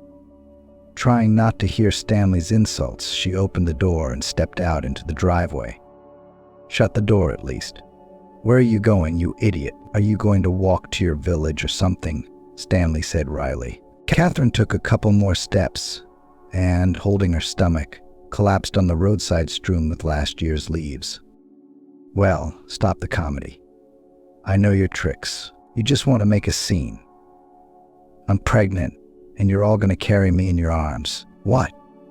And what else? Stanley grumbled unhappily. But Catherine was really sick. Really bad. The pain in her lower abdomen was tearing her up, making her bend over. It was impossible to convince Stanley of that. Getting out of the car, he tried to lift Catherine off the ground, causing her more pain. All right, enough showing off. Let's go, Stanley said. Please, leave me alone, Catherine whispered through tears. Stanley was about to make another joke when a muffled growl sounded nearby. The boy flinched and looked around involuntarily. But there was no one near him but Catherine. The growl was repeated again. And now Stanley realized that it was coming from the nearest bushes. He involuntarily backed toward the car as 3 adult wolves came out of the woods. One of them had a grayish-blue streak down his withers, indicating his advanced age among forest predators. Growling menacingly, the wolves came closer, causing Stanley to scramble toward the car and screech to a halt. All he could think about at that moment was how to get away from such a dangerous place. He didn't care about Catherine. This was the true cost of a relationship, a lie and nothing more. The wolves approached Catherine, who was lying on the roadside, and began to lick her face and hands. She looked up in surprise and couldn't believe her eyes. I'm going to disappoint you, you brave little rascal. Is it really you? Catherine asked. The wolves stepped back a little, listening to such an outlandish human speech. Of course, Catherine could not say for sure whether the wolves she had rescued were wolves or not. Perhaps it was just an ordinary coincidence. But on the other hand, why then had they not attacked her and shown friendliness? Catherine read the answer in the eyes of the wolves, who looked at her with respect, as if she were a member of their pack. Soon the sound of an approaching car engine was heard, and the predators became visibly agitated and slowly paid. More often, a wave of pain in her lower abdomen made Catherine wince again and fall into sticky oblivion. Fortunately, a passing motorist noticed the woman lying on the side of the road and called an ambulance to help the victim as soon as possible. He carried Catherine into the passenger compartment of the vehicle and drove towards the paramedics. Despite the timely assistance and efforts of the doctors, they were unable to save Catherine's pregnancy. Stanley was not directly to blame. and no one would have even had the desire to accuse him of it. Catherine spent about 2 weeks in the hospital, during which time the head of the surgical department dismissed her retroactively. Everything went smoothly. Nothing to take issue with. But Catherine didn't care anymore. In her mind, she cut Stanley out of her life forever. And when he showed up at her discharge with flowers and an envelope with money in his hands, the former nurse refused to accept the bouquet and threw the money in the trash. From now on, she could only count on herself. Since the work in the surgical department could be forgotten, Catherine had to go through a lot before she could find the strength to live on. Bitter tears of anguish and tantrums, the endless questions of why kept her on her toes, slowly sinking into an abyss of longing and despair. It was only through the help and care of Mary Frederica that she was able to distract herself and turn her attention to finding a new job. So, with the light hand of the former nurse, she became a cleaner in the trading firm Hermes. The work was hard, but no more so than in the surgical department, where shortly before her dastardly dismissal, she had been working for 3. "It's okay. I'll manage. I'm strong. I can do everything. I'll get through it all," Catherine insinuated herself, trying to be callous and indifferent to other people's misfortune in a state of anxious reflection. She was brought out by loud shouts from the front of the cabin. "Stop the bus. There's a man in bad shape here. Somebody call an ambulance right away," she heard, and a sense of relief came over her. Catherine opened her eyes and saw the crowd parting. Standing in the aisle next to an elderly man was a female controller with a frightened face and eyes full of fear. Catherine realized that she didn't know what to do next, but she needed to act immediately. She left her seat and made her way to the lifeless body of the passenger. He probably had a heart problem, and Catherine understood that as well as anyone. She wasn't a doctor, of course, nor was she a nurse or a paramedic. She just remembered Mary Frederica's insistent advice to her to practice a particular skill to the point of automaticity. So Catherine knew how to give injections of all kinds, could put IVs, measure blood pressure, and also knew how to conduct indirect cardiac massage, the principle of which she remembered to automatism. Asking the driver to pull over, she unbuttoned the man's shirt and got to work. As she made rhythmic movements, trying to ignite a spark of life in the stranger's body, her confidence in the success of this idea was getting weaker by the second, but it was too late to stop now. "Come on, don't go away," honey, Catherine murmured through her tears. Those who watched from the side, in horror, covered their faces with their hands without stopping to whisper words of prayer. Finally, the man's eyelids fluttered open, and he began to cough hoarsely. But the main thing was that he was breathing again, albeit intermittently, but breathing. For Catherine, it was like a personal victory. So many times she had practiced this skill on a special mannequin without listening to Mary Frederica's comments. And now was the decisive moment for her. Then it was not in vain. "Where am I? What happened to me?" the man whispered. Catherine could not answer, as she had become wound up in anticipation. Stress caused by the sight of death, which this time missed and bypassed the interior of the bus. 5 minutes later, the ambulance arrived. The medics, who expressed their gratitude to Catherine, who didn't even have a medical degree, immediately took the victim away, and she didn't have time to talk to the rescued man and get his name. Because of all these events, the bus spent an extra 20 minutes on the road, from which a terrible scandal awaited the young employee in the office. The first to attack her was the head of the sales department, Angelina Victoria Jesus Maxwell. "Did you even look at the clock? Or don't you care about anyone? This is what you call getting here faster? You're kidding me." "Angelina Victoria, but it's not my fault," Catherine objected. "A man got sick on the bus." The supervisor waved her hand dismissively. "What bus? Tell me, for goodness sake. If you don't have your own transportation, take a cab and you won't have a problem." Catherine's shoulders shook with restrained sobs. At that moment, the office door swung open and Andrew Clive, the firm's director, appeared on the threshold. He looked around at his subordinates and immediately noticed the crying face of Catherine, who was desperately trying to look normal and wiping her eyes with a handkerchief every now and then. "What's going on here? Why is there such a commotion and Maxwell is all in tears?" the businessman asked. Everyone present fell silent. Their gazes turned to the head of the department. They said, "She made a mess of it. Now you have to clean it up before the boss punishes everyone. Looking at the stunned boss, Andrew repeated his question more gently. Angelina pressed her lips together resentfully, but replied, "It's simple. Maxwell was almost 40 minutes late for work." 20, Catherine corrected. "Who cares if it's half a minute late, you know?" Angelina snapped. Andrew was not interested in watching the squabble between the employee and the department head. The young businessman needed not so much a reason as an explanation. But what is Catherine's explanation? Maybe something respectable happened. You can't accuse a person of being irresponsible for no reason. Angelina glanced irritably at Catherine and hissed angrily. Yes, she was on the bus rescuing someone. Some man fainted, and our Mother Teresa gave him CPR. We know those stories. You don't need to believe other people's nonsense. After the words of the department head, Andrew's face changed dramatically. What man? Can you elaborate? Angelina met his gaze, after which she said, "What man, Andrew? It's just an elderly man who collapsed. He had a heart attack, so I gave him an indirect massage." Andrew raised an eyebrow in surprise. "Do you have a medical degree?" Catherine. The cleaning lady lowered her eyes in embarrassment. "No, I used to be a nurse." That's what I learned, a nurse. Thanks to her teaching.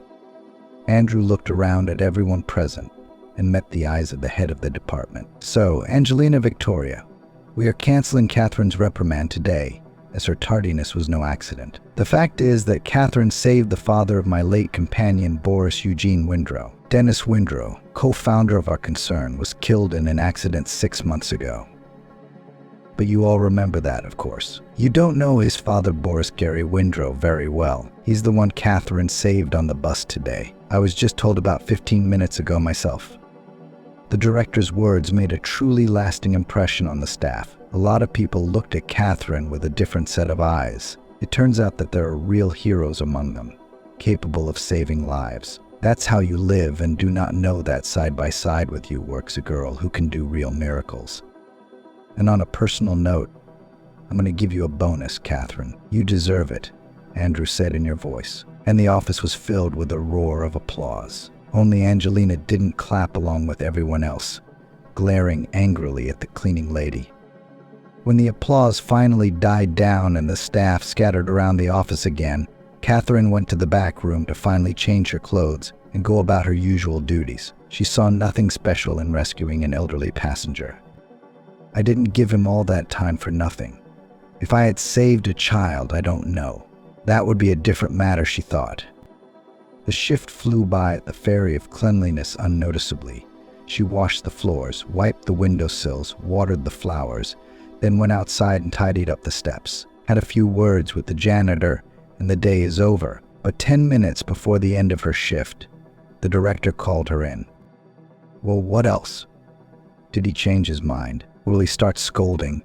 Catherine thought wistfully. But Andrew kindly offered her a chair and asked the secretary to prepare coffee. Then, after waiting for Catherine to come to his senses and drink about half a cup, went to the main thing. Catherine, will you pardon me for not using your middle name? It's easier for me. You see, I have, what's the right way to put it? A business proposition. On the face of Catherine reflected sincere amazement. An offer? But how can I help you? I'm already on your staff. Andrew got up from his desk and walked around the office, trying to understand the inexplicable inner turmoil. Finally, pulling himself together, he continued. Catherine, I'll be very honest with you. The offer does not even come from me. Boris Gary Windrow, the man you rescued, you see, he wants you to be his nurse. A nurse? I don't have the training and the responsibility of taking on such a... Andrew frowned. I appreciate your opinion, Catherine, but I dare say that Boris Gary Windrow, the father of my late friend, we started together, came up from the bottom. Only Dennis died 6 months ago in a car accident. Maybe you heard about it on the Beltway. Head-on collision. Ridiculous death. Still hurts my heart. Dennis' wife is a widow. Boris Gary Windrow is ill. Often says that he cannot without medical help, you know. Catherine sighed sadly. Yes, I understand, of course. How could I not? But what's that got to do with it? You can hire a qualified caregiver. There are many special recruitment agencies nowadays. Boris Gary said you were the only one he could trust. He's a good judge of character. Let me tell you, 40 years in the teaching profession. Does that mean something? Andrew persisted. Catherine thought. On the one hand, she had always dreamed of trying to try herself in the world of medicine, but on the other hand, remembered well what ended her previous attempt. But to refuse Andrew William for some reason did not want to. There was something in his eyes, something good, kind, and real. No falseness, no playing on two fronts, he said it as it was, straight to the forehead. And how else to earn the trust of the interlocutor? Catherine squeezed her lip painfully and looked into the eyes of the director. And what will happen then? Andrew William? But when a month passes, or how long does it take? What about my job? Andrew appreciated the boldness of the question and answered very honestly. For the period of part-time work, Catherine's workplace at our firm will remain with you. And when you return, you can work as before. Consider it my bonus for you. Boris Gary also intends to pay you a salary, as I remember. Catherine smiled involuntarily. And not because Andrew started talking about money, but because he said everything on the merits, honestly and frankly. Weighing the pros and cons, she agreed.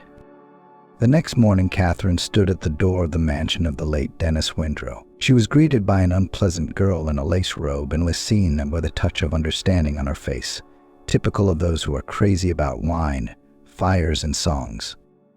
"What are you, the new nurse?" she mumbled, glancing at her guest incredulously. Catherine nodded affirmatively. "Why are you so early?" "It's only 8 o'clock. Normal people are still asleep and dreaming rainbow dreams," she said hurriedly. That old man be damned was sitting there canceling as if they could help him. Doctors say a month left, but if the operation is not done. After letting Catherine through, the girl started complaining. As it turned out later, it was Boris Gary's sister-in-law, Albina. Not the least bit embarrassed by the presence of a person she didn't know, she ranted aloud.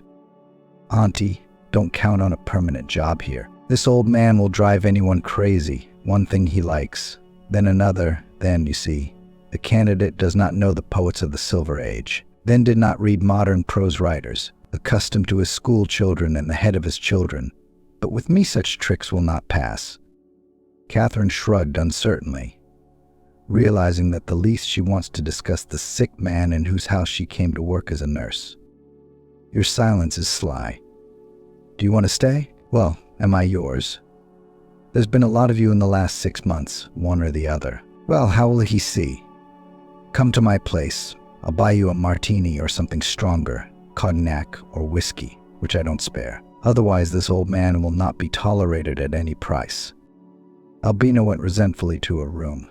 Catherine had to act on her own intuition. She found Boris Gary's room only from the 3rd time, after going through several doors. Seeing her on the doorstep, the man visibly perked up and even tried to raise himself up in bed. "I've been waiting for you, felt in my heart that you'd say yes. Believe me, I saw you in my dreams before that incident on the bus," he said. "My grandmother on my mom's side was a fortune teller, so a little of it was passed on to me." Catherine smiled and said her name. Boris Gary was over the moon. "I was on my way to the cemetery to see my son, thinking about painting the fence, weeding the grass. It's been 6 months. It's too early to put a monument. The earth has to settle. But you see, I didn't make it to the cemetery. I got a heart attack. Maybe from the heat. Maybe the excitement gave you a fever, Grandpa." Catherine looked at the patient reproachfully. "You need to take care. Boris Gary, you're no longer a boy to risk your health, and I can go to the cemetery myself, if you like. It's no trouble to me." "Catherine, don't make this your problem. Don't put other people's worries on your young shoulders. Denise was a good boy. Don't think. He and Andrew were in the same class. They were friends. I raised my son alone. My wife, God rest her soul, died a year after he was born. She was in poor health. She couldn't get pregnant for a long time, and then a miracle happened. You can't call it anything else." Catherine looked with undisguised tenderness at this frail old man. in whose eyes there was so much worldly wisdom that her heart shrank with sadness at the sight of such a warm welcome. Catherine realized that Boris Gary had long lacked simple human companionship. No wonder with such a daughter-in-law ignoring him. She's furious that Danis signed everything over to me shortly before he died, as if he had a premonition that I was the only one who would stay out of the business. Andrew Clive I trust, he's my think tank, and the exec was a firm friend of my son's every day. Andrew almost went to jail. He was young, hot, but he stood his ground and stayed free. He didn't serve much in the army, but he was smart. How did he look in the water? You can see what a noble businessman he turned out to be, the man added. Catherine nodded in agreement. To tell the truth, she liked Andrew Clive at first sight. A real man and a man of his word, not like that slippery Stanley.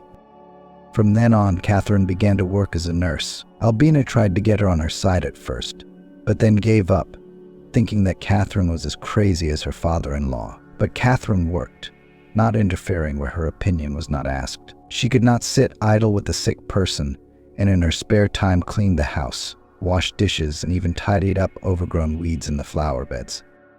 Here she is, a real housewife, a closet, not like Albina or the lazy one. I'll have to give Andrew a hint, get him to pay attention. He's having bad luck with one or the other, and he has to give each one a piece of his business pie. Hey, young and green, Boris whispered to Gary and grimaced with pain. He touched the left side of his chest with the palm of his hand. All this Catherine did not know, and simply worked in the late businessman's house for the common good. One morning, rushing to work, she saw a small puppy who hid behind the trash cans out of fear and quietly whimpered while people indifferently passed by, with each passing minute losing trust in the eyes of the little creature. Wow, what a little guy. How did you end up here? Catherine said with a smile. Let me take you with me. It's a big house. I hope they won't chase you away. Is it necessary to say how happy Boris Gary was when he saw a small fluffy gift behind the nurse's back? Oh my God, what a miracle. It's just unbelievable. It's so round, it's so cute. A little bear. That'll be your nickname. Bear, now I'll feed you and give you some milk.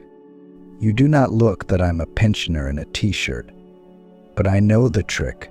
With a smile, looking at the joyful old man, Catherine felt an inexplicable burst of energy.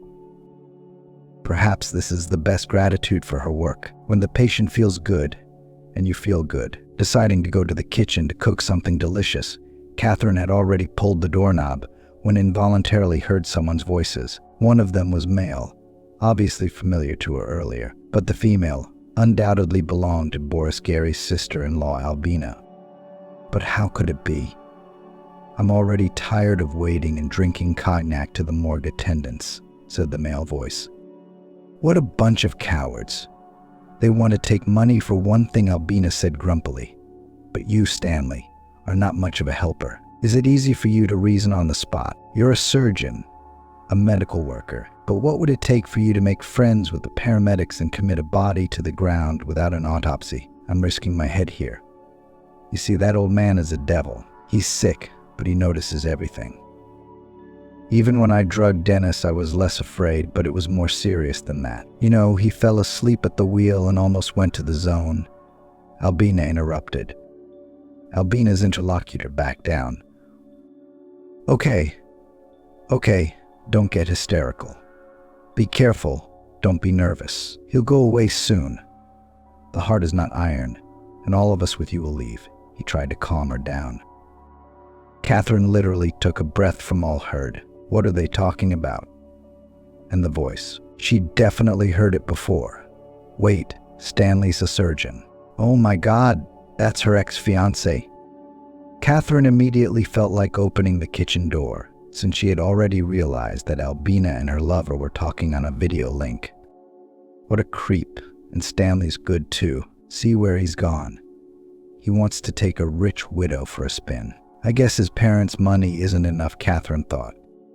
Her first thought was to tell Boris Gary everything as it was, but seeing how he calmly fiddling with little Michael, Catherine abandoned this idea. What's the good news? Grandfather will become ill. And what then? Resuscitate him again? No, that's not an option. You don't put a bullet in the same funnel twice. Everyone knows that. So Catherine took the desperate step of telling Andrew in person. What's the big deal? He is, after all, without 5 minutes nephew of the grandfather. So let him help in any way he can. Having appointed a meeting in a cafe, Catherine began to look forward to the evening. But as it turned out, the coming day presented the nurse with another shocking news which Catherine told her. None other than the family notary, Victor Stevenson. After spending about an hour in Boris Gary's room, he left with a look of intense concern on his face. At first the notary, as if nothing had happened, walked past Catherine, then turned around, came close and shook her hand. Congratulations, Catherine. My client made a will in your favor. What client? Catherine didn't understand. Boris Gary, who else? Upon his death, you will become sole owner of all financial assets. However, with one reservation, Andrew Clive will be your trustee and consultant in case of separation of the business, the notary patiently explained. Why do I need these honors? I'm not a relative, I'm just an outsider, Catherine objected. But Victor Stevenson had already bowed and, wishing her a good day, hurried to the exit. Catherine's head was literally spinning from the abundance of information, wills, inheritance, poisoning ex-fiancé. God, why should she do all this? Is not it possible to live a quiet, unnoticeable life of an ordinary cleaner? So thought Catherine, rushing to meet Andrew to her great relief. The businessman took the information calmly, making a few notes in his notebook. Then he thought intensely for about 10 minutes, after which he said, "But now a lot of things make sense to me, and I was wondering how Danis could fall asleep at the wheel. But Albina, she's a snake. And there's a lot of crime here. His father disowned him, so he turned to crime. They treat various gangsters at home for a small fee. Well, it's time to get the authorities involved. I don't worry about the inheritance. Boris Gary already called me and explained everything during the month you worked for him. It's like he's reborn. He's got a new lease on life, you know. So he decided to take a risk and go ahead with the surgery. If things went badly, he insured himself with a will. Albina wouldn't get a penny if he died. Boris Gary has long suspected her of lying, especially after she could not get pregnant for 3 years from Dennis, and then in her room contraceptives were found. So Albina is a fraud." Catherine listened to Andrew and did not believe. Maybe all this is a dream. It was enough to pinch herself by the hand as everything disappeared into the harsh reality, like a cloud of vapor. But she decided to bide her time and rely on Andrew's wits. Looking ahead, it's safe to say he didn't let her down. Private investigators have collected on Albina so much dirt that she was promised 30 years in prison. Boris Gary kept his word, and in the treatment went to the end, agreeing to conduct heart surgery. Throughout the course of treatment, Andrew and Catherine did not leave him a step away from him. Thanks to modern techniques and the talent of American doctors, the operation was successful, and now the doctors were promising Boris Gary a long life. "No, dear, I do not need long. I just need to wait for grandchildren. And you can go to God with feeling," said Grandpa. He looked conspiratorially at Andrew and Catherine, who had become his nearest and dearest people. At their feet was spinning Michael, and in the room sounded the ringing laughter of the nurse and the businessman, who decided to link their lives together. After all they had been through together, Boris Gary smiled back. After all, he knew that from now on in their lives, everything would be completely different.